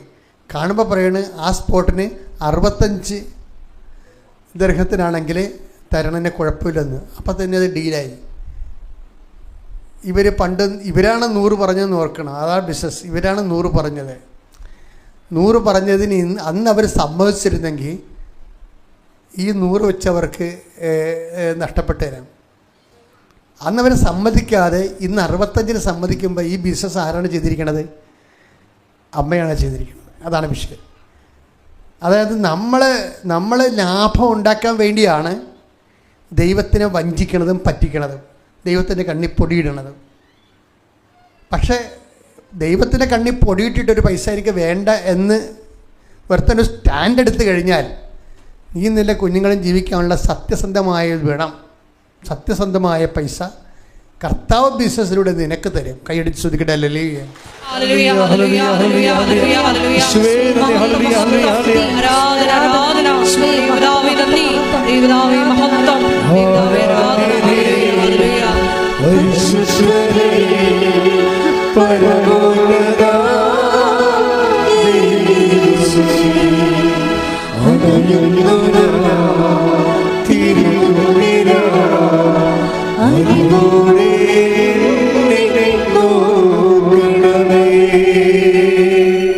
പരിശുദ്ധ പരമ ദിവ്യകാരുണ്യത്തിന് നേരവും ആരാധനയും സ്തുതിയും പുകഴ്ചയും ഉണ്ടായിരിക്കട്ടെ.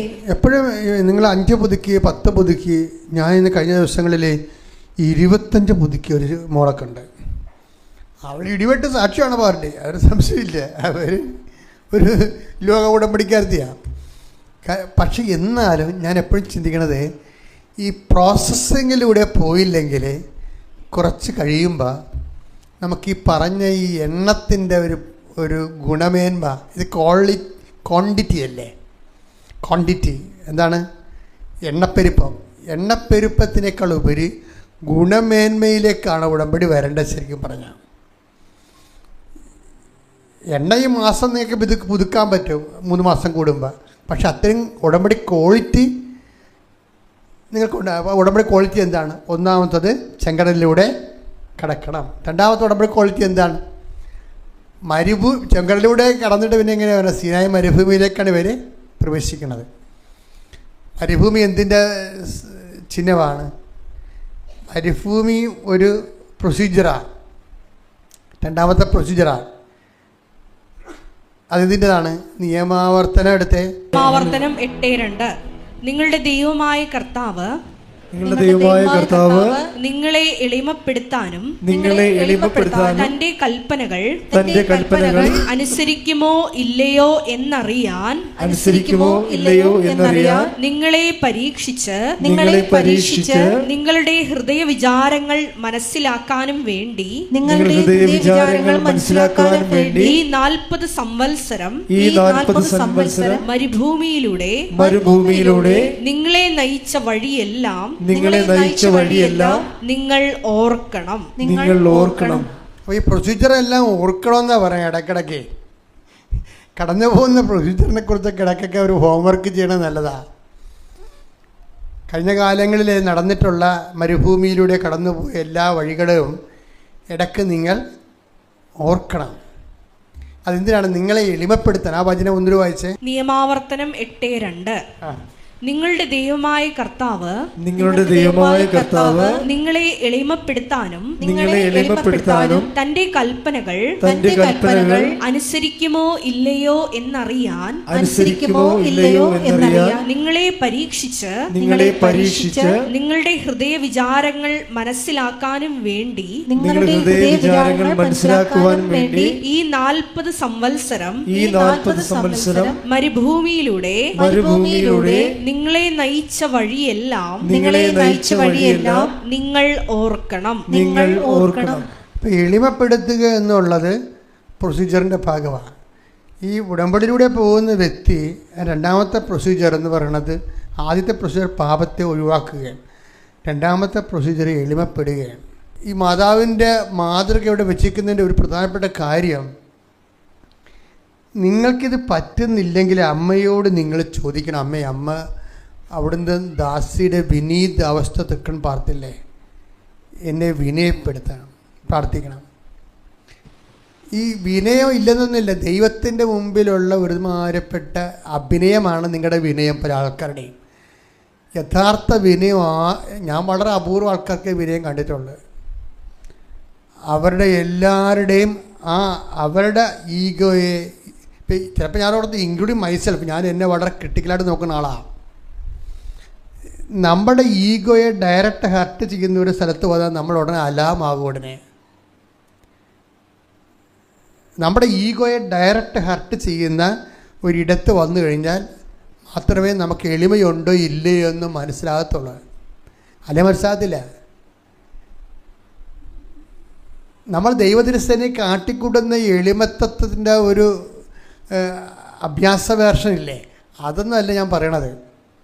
മറിച്ച് നമ്മളുടെ ഈഗോയെ എവിടെയെങ്കിലും ആരെങ്കിലും ഹർട്ട് ചെയ്യുന്ന കണ്ടാൽ നമ്മൾ 280 എന്ന് പറയുന്നത് അണലിപ്പാമ്പിനെ കുറിച്ച് എന്താ പറയണത്?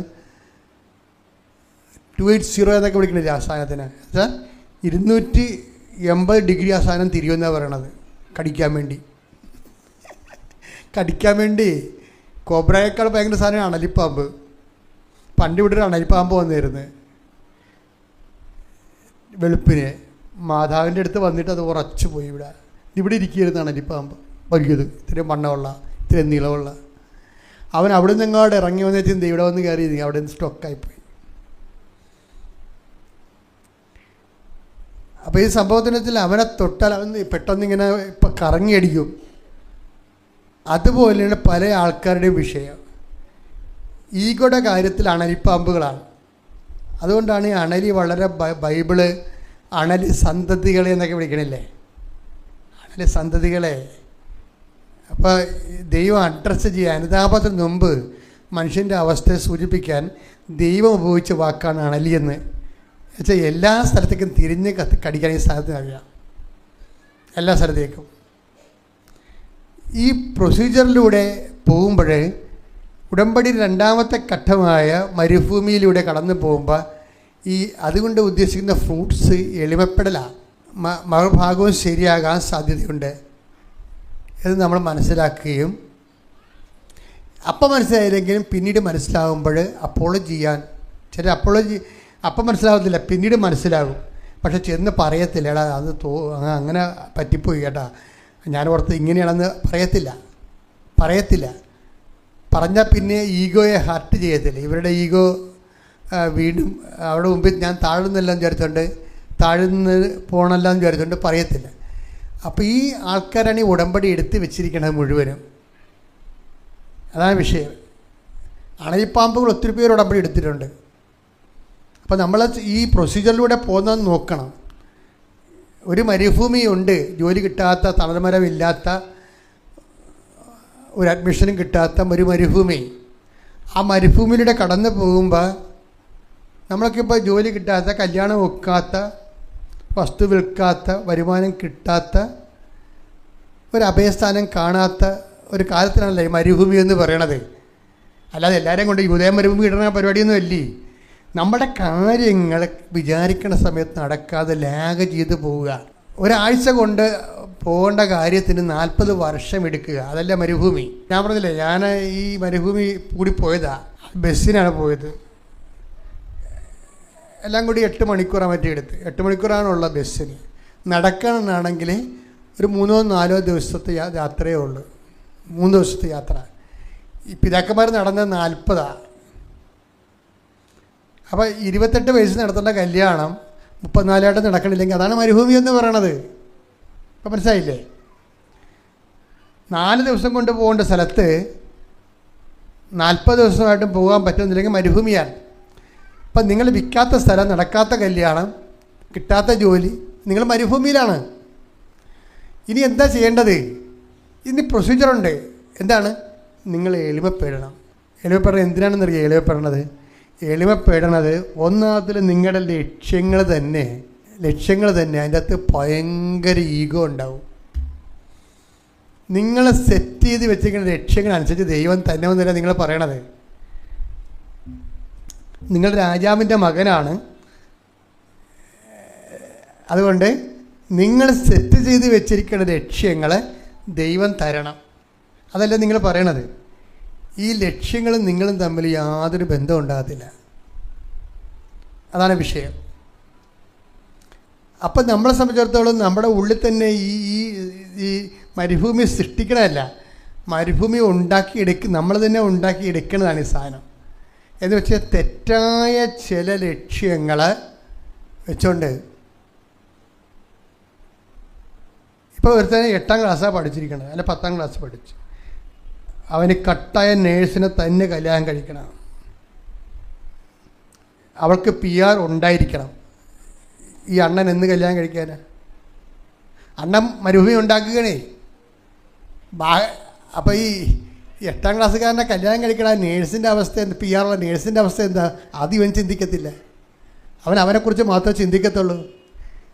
സെറ്റ് ചെയ്ത് വെച്ചെങ്കിൽ ലക്ഷ്യത്തിലുള്ള ഈഗോ ഉണ്ടെങ്കിൽ മരുഭൂമി താനേ ഉണ്ടാകും. നിങ്ങൾ സെറ്റ് ചെയ്ത് വെച്ചിരിക്കുന്ന ലക്ഷ്യങ്ങളിൽ ഈഗോ ഉണ്ടെങ്കിൽ, അത് നിങ്ങൾക്ക് അർഹമല്ലാത്തതാണെങ്കിൽ നിങ്ങൾ ഉടനെ നിങ്ങളെ ലക്ഷ്യം ചേഞ്ച് ചെയ്യണം. ഇത് വെച്ച് വർക്ക് ചെയ്യാൻ പറ്റത്തില്ല.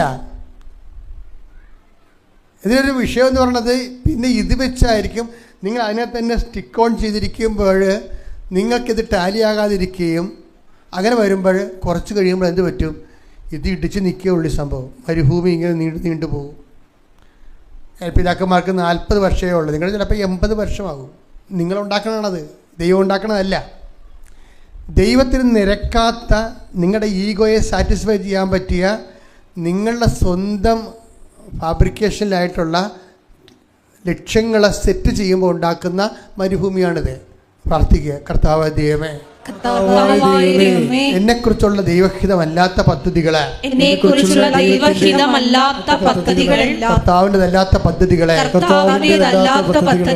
വിട്ടുപേക്ഷിക്കാനും അങ്ങയുടെ വഴികളിലൂടെ സഞ്ചരിച്ചെത്തുവാനും എന്നെ സഹായിക്കണമേ. സ്തുതിക്കട്ടെ. ഹല്ലേലൂയ.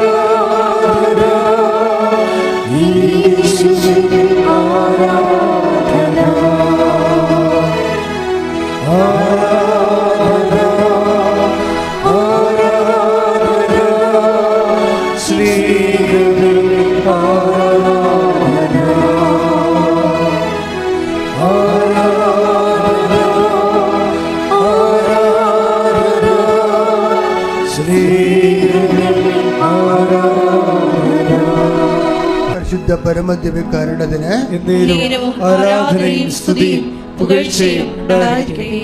അപ്പോൾ നമ്മൾ 2 പ്രൊസീജിയർ കണ്ടായിരുന്നു അല്ലേ?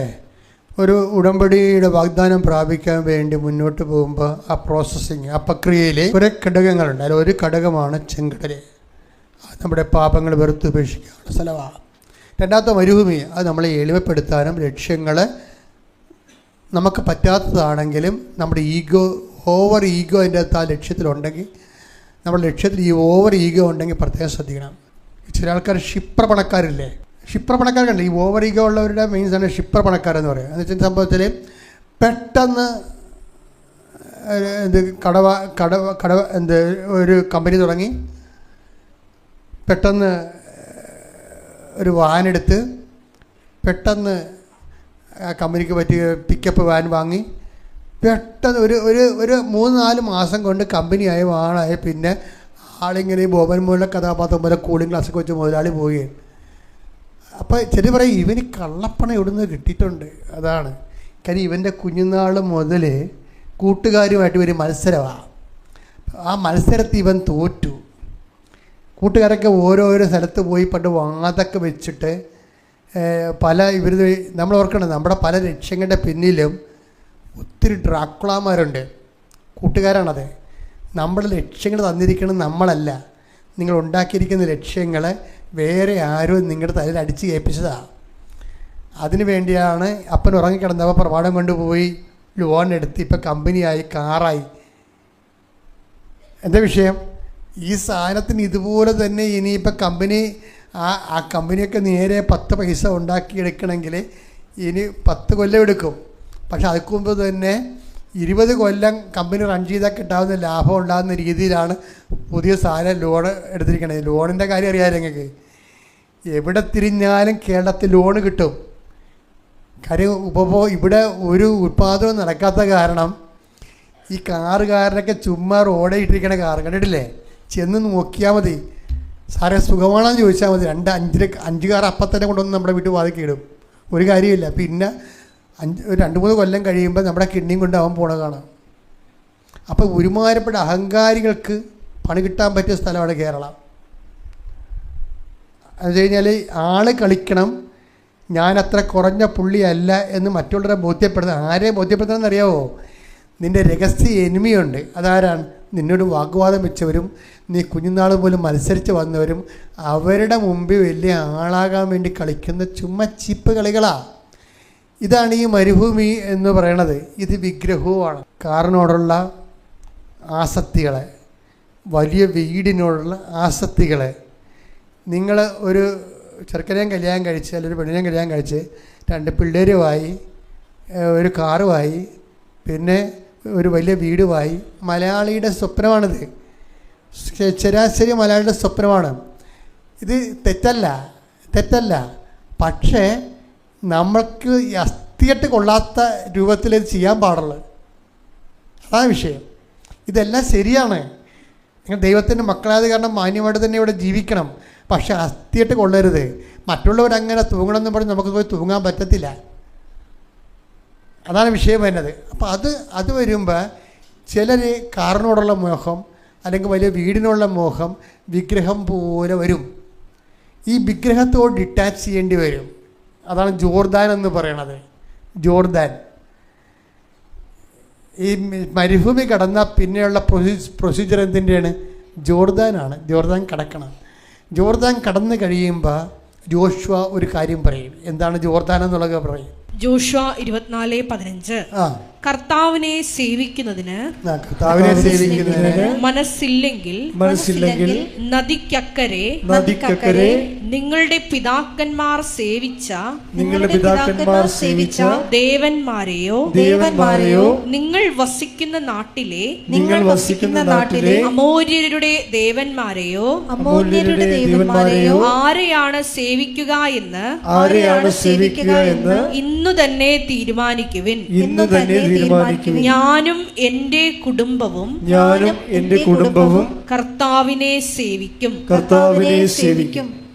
എപ്പോഴും നമുക്ക് ലക്ഷ്യം ഉണ്ടാകാം. ലക്ഷ്യം വിഗ്രഹമായി മാറരുത്. ജോർദാൻ കടന്നാൽ ലക്ഷ്യങ്ങളുടെ മേൽ അത് നടന്നില്ല നമ്മൾ ഡിറ്റാച്ച് ചെയ്യണം. അത് കർത്താവ് തിരുമനസ്സാണ്. എപ്പോഴാണ് അപ്പം നടന്നാൽ മതിയെന്ന്. നിങ്ങളുടെ ജീവിതത്തിൻ്റെ ഭൗതിക സാഹചര്യങ്ങളുടെ മേൽഗതികളാണ്. അത് കർത്താവ് തിരുമനസ്സാകുന്നവരെ ഞാൻ സാവകാശം പിടിക്കും. അല്ലെങ്കിൽ പിടിച്ചോ എന്ന് പറഞ്ഞ് മറ്റുള്ളവരെ കാണിക്കാൻ വേണ്ടി അവിടെ ഇവിടെ പോയി ലോൺ എടുത്ത് കിഡ്നി പണയം വെക്കരുത്. അത് വിഗ്രഹമാണ് സംഭവം വർക്ക് ചെയ്യണത്.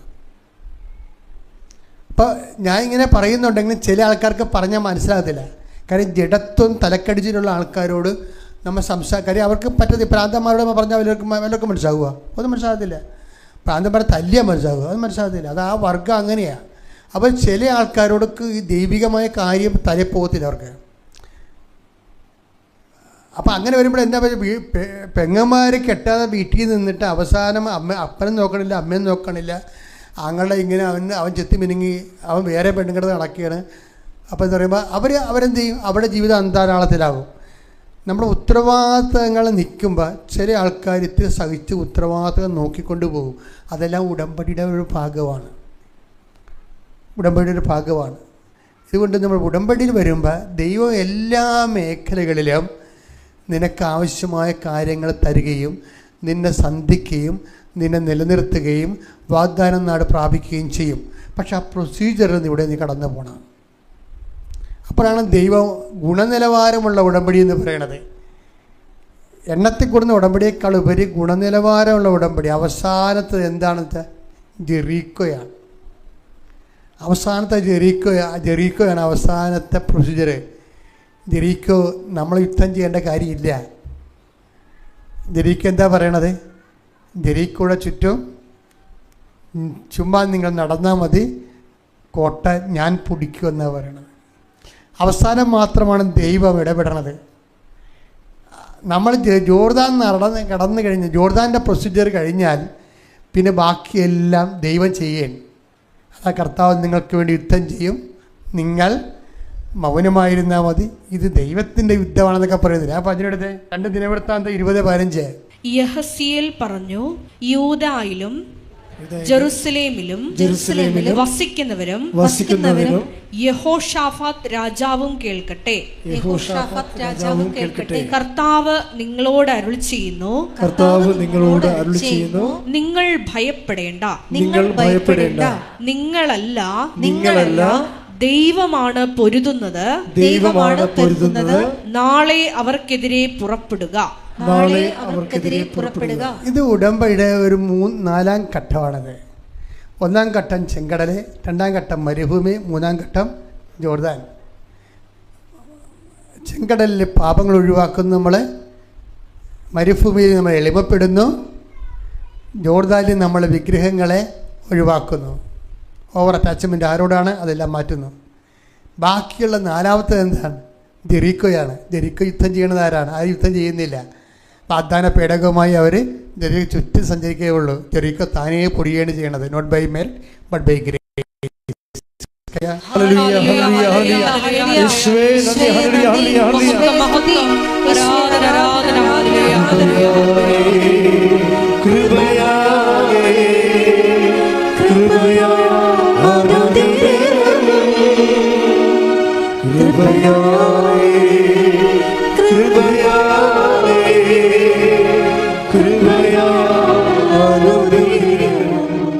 പരിശുദ്ധ പരമാ ദിവ്യ കാരുണ്യത്തിന് നേരവും ആരാധനയും സ്തുതിയും പുകഴ്ചയും ഉണ്ടായിരിക്കട്ടെ. പരിശുദ്ധ പരമാ ദിവ്യ കാരുണ്യത്തിന് നേരവും ആരാധനയും സ്തുതിയും പുകഴ്ചയും ഉണ്ടായിരിക്കട്ടെ. പരിശുദ്ധ പരമാ ദിവ്യ കാരുണ്യത്തിന് നേരവും ആരാധനയും സ്തുതിയും പുകഴ്ചയും ഉണ്ടായിരിക്കട്ടെ.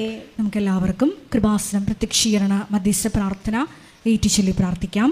അമ്മേ പരിശുദ്ധ അമ്മേ, അമ്മേ പരിശുദ്ധ അമ്മേ, ദൈവമാതാവേ, ദൈവമാതാവേ, കൃപാസനത്തിലൂടെ ഞങ്ങൾക്കും ഞങ്ങളുടെ ദേശത്തിനും അമ്മ മധ്യസ്ഥം തേടി തന്ന എല്ലാ അനുഗ്രഹങ്ങൾക്കും കൃപകൾക്കും ഞങ്ങളിപ്പോൾ ഹൃദയം നിറഞ്ഞ നന്ദി പറയുന്നു. സ്തുതിച്ചു പ്രാർത്ഥിക്കാം. ഹല്ലേലൂയ, ഹല്ലേലൂയ. നാളിതുവരെ ഞങ്ങൾക്ക് ലഭിച്ച എല്ലാ കൃപകൾക്കും അനുഗ്രഹങ്ങൾക്കും നന്ദി പറയുന്നു. ഹല്ലേലൂയ, ഹല്ലേലൂയ. മഹത്വം, മഹത്വം, ആരാധന, ആരാധന. ദൈവപിതാവേ നന്ദി, പിതാവേ മഹത്വം, ദൈവപിതാവേ ആരാധന. ദിവ്യകാരുണ്യത്തെ ആരാധിച്ചിടാം,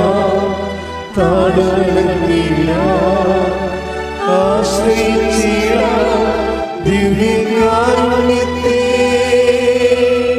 പരിശുദ്ധ പരമാ ദിവ്യ കാരുണ്യത്തിന് നേരവും ആരാധനയും സ്തുതിയും പുകഴ്ചയും ഉണ്ടായിരിക്കട്ടെ. പരിശുദ്ധ പരമാ ദിവ്യ കാരുണ്യത്തിന് നേരവും ആരാധനയും സ്തുതിയും പുകഴ്ചയും ഉണ്ടായിരിക്കട്ടെ. പരിശുദ്ധ പരമാ ദിവ്യ കാരുണ്യത്തിന് നേരവും ആരാധനയും സ്തുതിയും പുകഴ്ചയും ഉണ്ടായിരിക്കട്ടെ. അമ്മേ പരിശുദ്ധ അമ്മേ, അമ്മേ പരിശുദ്ധ അമ്മേ, ദൈവമാതാവേ, ദൈവമാതാവേ, 2004 ഡിസംബർ 7-ാം തീയതി ഡിസംബർ 7-ാം തീയതി ഉച്ചകഴിഞ്ഞ് 2:30 കൃപാസനത്തിൽ സംഭവിച്ച അമ്മയുടെ പ്രത്യക്ഷപ്പെടലിനെ കുറിച്ച് തിരുസഭയ്ക്ക് സമർപ്പിച്ചിരിക്കുന്ന പഠനരേഖകളുടെ മേൽ വസ്തുനിഷ്ഠവും ദൈവശാസ്ത്ര വിധി പ്രകാരമുള്ളതുമായ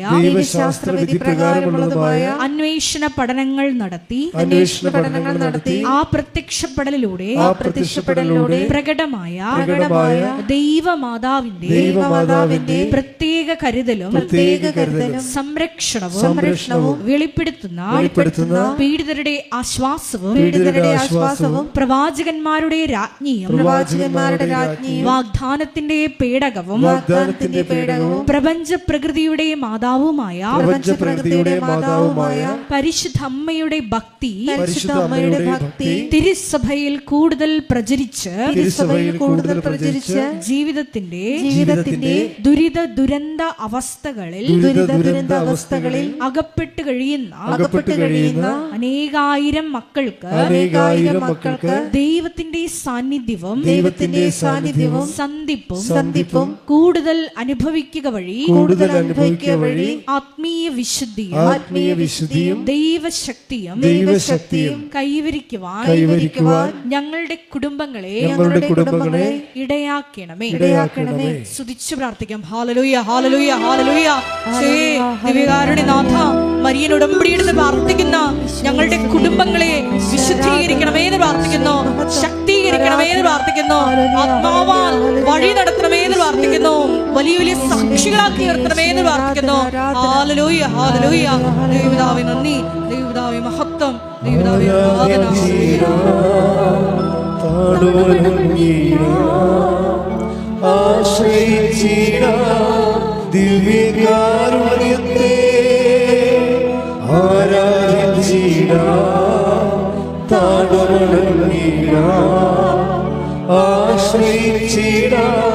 ദിവ്യകാരുണ്യത്തെ പരിശുദ്ധ പരമ ദിവ്യ കാരുണ്യത്തിന് എന്നേരവും ആരാധനയും സ്തുതിയും പുകഴ്ചയും ഉണ്ടായിരിക്കട്ടെ. പരിശുദ്ധ പരമ ദിവ്യ കാരുണ്യത്തിന് എന്നേരവും ആരാധനയും സ്തുതിയും പുകഴ്ചയും ഉണ്ടായിരിക്കട്ടെ. പരിശുദ്ധ പരമ ദിവ്യ കാരുണ്യത്തിന് എന്നേരവും ആരാധനയും സ്തുതിയും പുകഴ്ചയും ഉണ്ടായിരിക്കട്ടെ. അമ്മേ പരിശുദ്ധ അമ്മേ, അമ്മേ പരിശുദ്ധ അമ്മേ, ഭൂസ്വർലോകങ്ങളുടെ രാജ്ഞിയായ ഭൂസ്വർലോകങ്ങളുടെ രാജ്ഞിയായ അങ്ങേയ്ക്ക് ഭൗമ സംരക്ഷണത്തിനായി പ്രപഞ്ച പ്രകൃതിയെ തന്നെ തിരുസഭ പ്രതിഷ്ഠിക്കുവാൻ ഈ പ്രത്യക്ഷീകരണം വഴി ഇടയാക്കണമേ. പരിശുദ്ധ അമ്മേ, ജപമാല മാതാവേ, സകല കൃപാസനം പ്രാർത്ഥനകളോടും ചേർത്ത് ഞങ്ങളിപ്പോൾ പ്രാർത്ഥിക്കുന്ന ഈ സമൂഹത്തിന്റെ പ്രത്യേക നിയോഗങ്ങളും മൗനമായിട്ട് നമ്മുടെ വ്യക്തിപരമായ പ്രാർത്ഥനാ വിഷയങ്ങളും സമാനമായിട്ടുള്ള ജീവിത ദുരിതങ്ങളിലൂടെ കടന്നു പോകുന്ന മക്കളെയും കൃപാസനത്തിൽ ജീവനോടെ പ്രത്യക്ഷയായ ദൈവമാതാവിൻ്റെ മധ്യസ്ഥയിൽ ദിവ്യകാരുണ്യ സന്നിധിയിൽ സമർപ്പിച്ച് നമുക്കൊരു നിമിഷം പ്രാർത്ഥിക്കാം.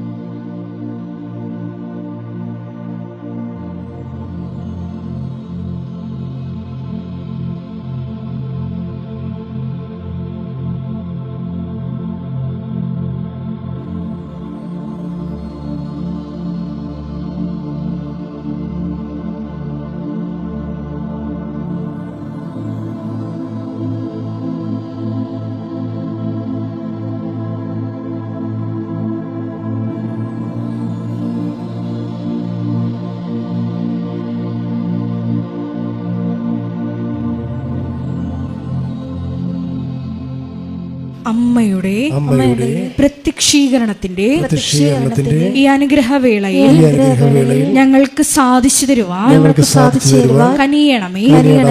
ആമേൻ.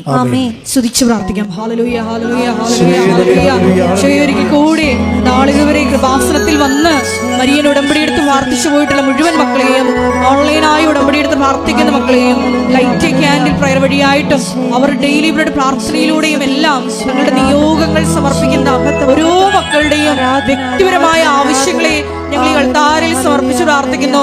ഏറെ പ്രത്യേകമായിട്ട് ജീവിത ദുരിതങ്ങളിലൂടെ കടന്നു പോകുന്ന മക്കളുടെ പ്രത്യേകമായ നിയോഗങ്ങളെ ഈ അൾത്താരിൽ സമർപ്പിച്ച് പ്രാർത്ഥിക്കുന്നു. ഗുരുതരമായിട്ടുള്ള രോഗാവസ്ഥകളിലൂടെ കടന്നു പോകുന്ന മക്കളെ ഈ അൾത്താരയിൽ സമർപ്പിച്ച് പ്രാർത്ഥിക്കുന്നു.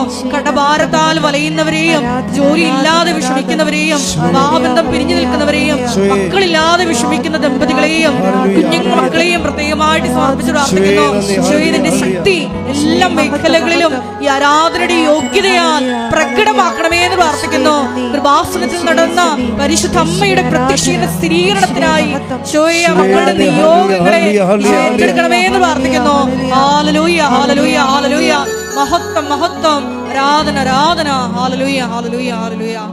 നമുക്ക് എല്ലാവർക്കും എഴുന്നേറ്റ് നിന്നുകൊണ്ട് കരങ്ങളടിച്ചുകൊണ്ട് ദൈവസ്നേഹത്തോടെ സന്തോഷത്തോടെ ദൈവത്തെ മഹത്വപ്പെടുത്തി ഗായക സംഘത്തോട് ചേർന്നുകൊണ്ട് പാടി പ്രാർത്ഥിക്കും.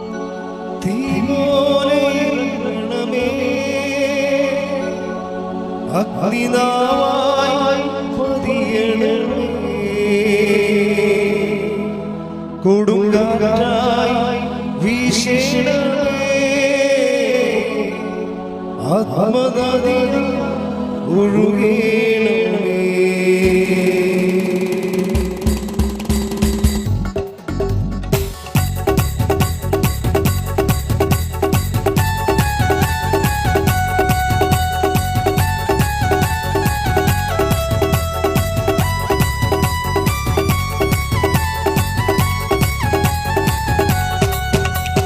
അന്ത്യകാലാഭിഷേകം സകല ജനത്തിന്റെയും കൊയ്ത്തുകാല സമയമല്ലോ, ആത്മാവിൽ ഇറങ്ങണമേ.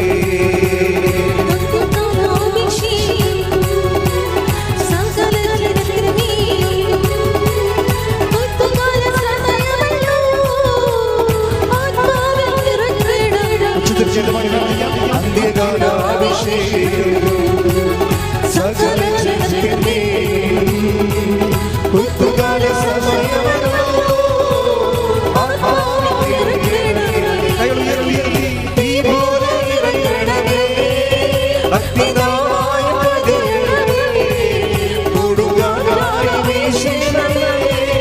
ആത്മനദിയായി ഒഴുകണമേ.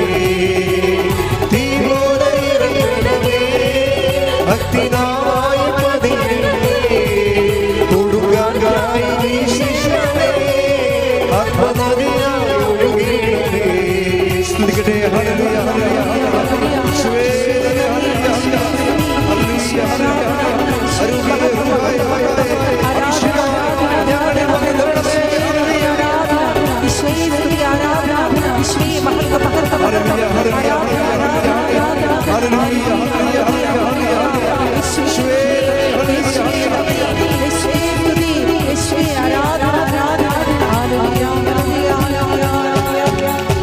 അസ്ഥിയുടെ താഴ്വരയിൽ ഒരു സൈന്യത്തെ ഞാൻ കാണുന്നു.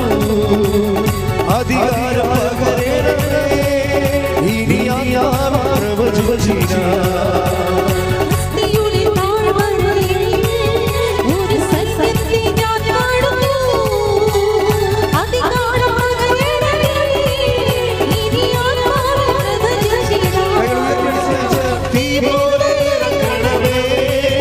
അഗ്നിനാവായി പതിയണമേ, കൊടുങ്കാറ്റായി വീശണമേ, ആത്മനദിയായി ഒഴുകണമേ. തീ പോലെ ഇറങ്ങണമേ, അഗ്നിനാവായി പതിയണമേ, കൊടുങ്കാറ്റായി വീശണമേ, ആത്മനദിയായി ഒഴുകണമേ. സ്തുതിക്കട്ടെ, സ്തുതിക്കട്ടെ. ഹല്ലേലൂയ, ഹല്ലേലൂയ, ഹല്ലേലൂയ,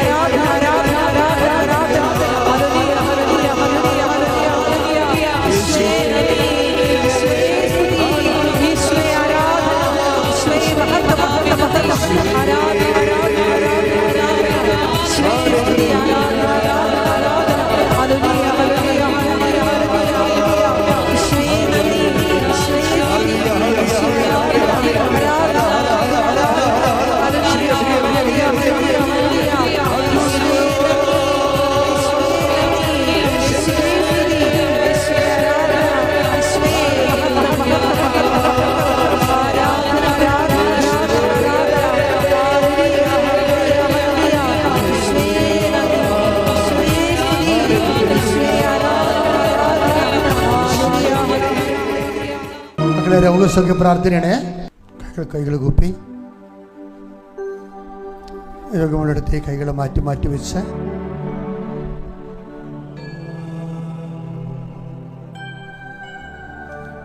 കർത്താവേ, നിന്റെ ഉന്നതമായ നാമത്തിന് സ്വസ്ഥം ചെയ്യുന്നു. കർത്താവേ, നിന്റെ വിശുദ്ധ പൗരോഹിത്യത്തെ മഹത്വപ്പെടുത്തണമേ.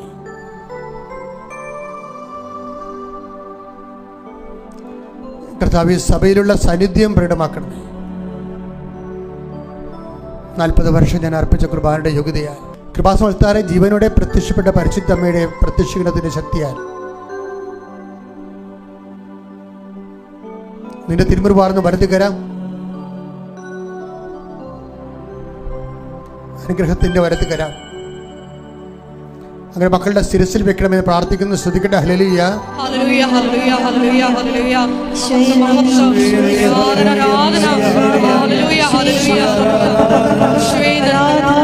ആരാധന, മഹത്വം, മഹത്വം. ആരാധന, ആരാധന, ഹല്ലേലൂയ, ഹല്ലേലൂയ. ആരാധന, ഹല്ലേലൂയ. സുഖമായി എന്റെ ഉള്ളം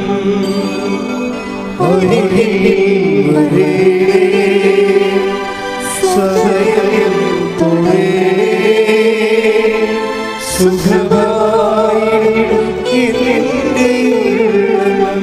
അച്ഛനോട് ചേർന്ന് പ്രാർത്ഥി. കർത്താവായ ദൈവമേ, കർത്താവായ ദൈവമേ, ഉച്ചമുള്ളങ്കാൽ വരെ ഉച്ചി മുതൽ ഉള്ളങ്കാൽ വരെ കർത്താവിന്റെ രക്തം പടരട്ടെ. കർത്താവിന്റെ രക്തം പടരട്ടെ. എല്ലാ കോശങ്ങളിലും എല്ലാ കോശങ്ങളിലും പേശികളിലും അസ്ഥിക്കുഴകളില് അസ്ഥിക്കുഴകളില് അസ്ഥിഞരമ്പുകളില് അസ്ഥിഞരമ്പുകളില് ശരീരകോശങ്ങളില് എല്ലാ കോശങ്ങളിലും ആന്തരിക അവയവങ്ങളില് ആന്തരിക അവയവങ്ങളിലും കർത്താവിന്റെ രക്തം പടരട്ടെ. കർത്താവിന്റെ രക്തം പടരട്ടെ. കർത്താവിന് ഉന്നതമായ നാമത്തിൽ, സഭയുടെ അധികാരത്തിൽ, കുരിശിന്റെ അടയാളത്തിൽ, ദൈവത്തിന്റെ ശക്തിയാൽ മാരക രോഗങ്ങൾ, തീരാവേദികള്, യേശുവിന്റെ നാമത്തിൽ മാറിപ്പോകട്ടെ. സ്തുതിക്കട്ടെ. ഹല്ലേലൂയ ഹല്ലേലൂയ ഹല്ലേലൂയ ഹല്ലേലൂയ ഹല്ലേലൂയ യേശുവേ നന്ദി. ഹല്ലേലൂയ ഹല്ലേലൂയ ഹല്ലേലൂയ. നാമത്തെ ഈ ആരാധനയിലൂടെ വീണ്ടും വീണ്ടും മഹത്വപ്പെടുത്തണമേ.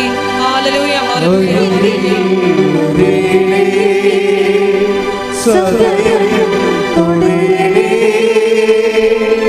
സുഖമായി ഇനിന്റെ ഉള്ളം അരികിൽ ഒരേ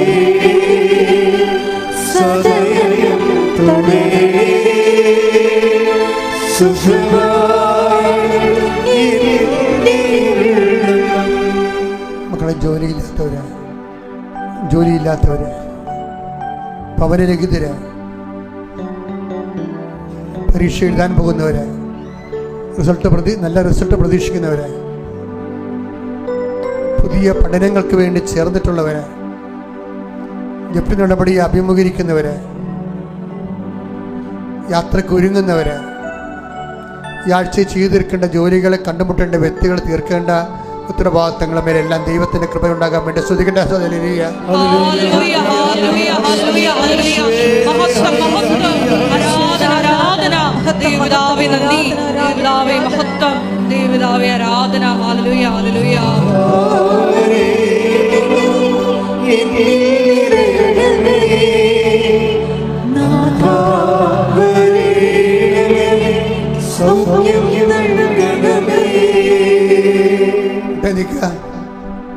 ഭക്തിയോടെ സമാപന ആശീർവാദം മേടിക്കാൻ പോവുകയാണ്.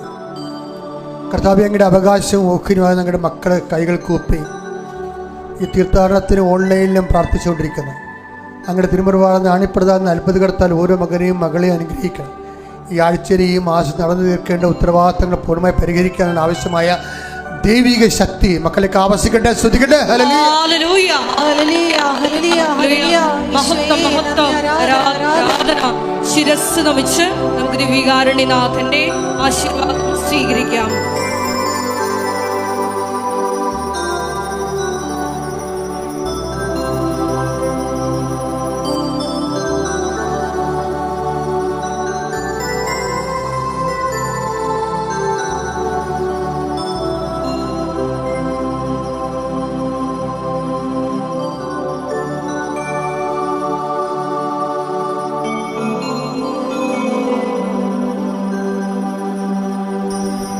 പരിശുദ്ധ പരമമാ ദിവ്യകാരുണ്യമേ, ഇന്നുമെന്നും അങ്ങേക്ക് ആരാധന. പരിശുദ്ധ പരമമാ ദിവ്യകാരുണ്യമേ, ഇന്നുമെന്നും അങ്ങേക്ക് ആരാധന. പരിശുദ്ധ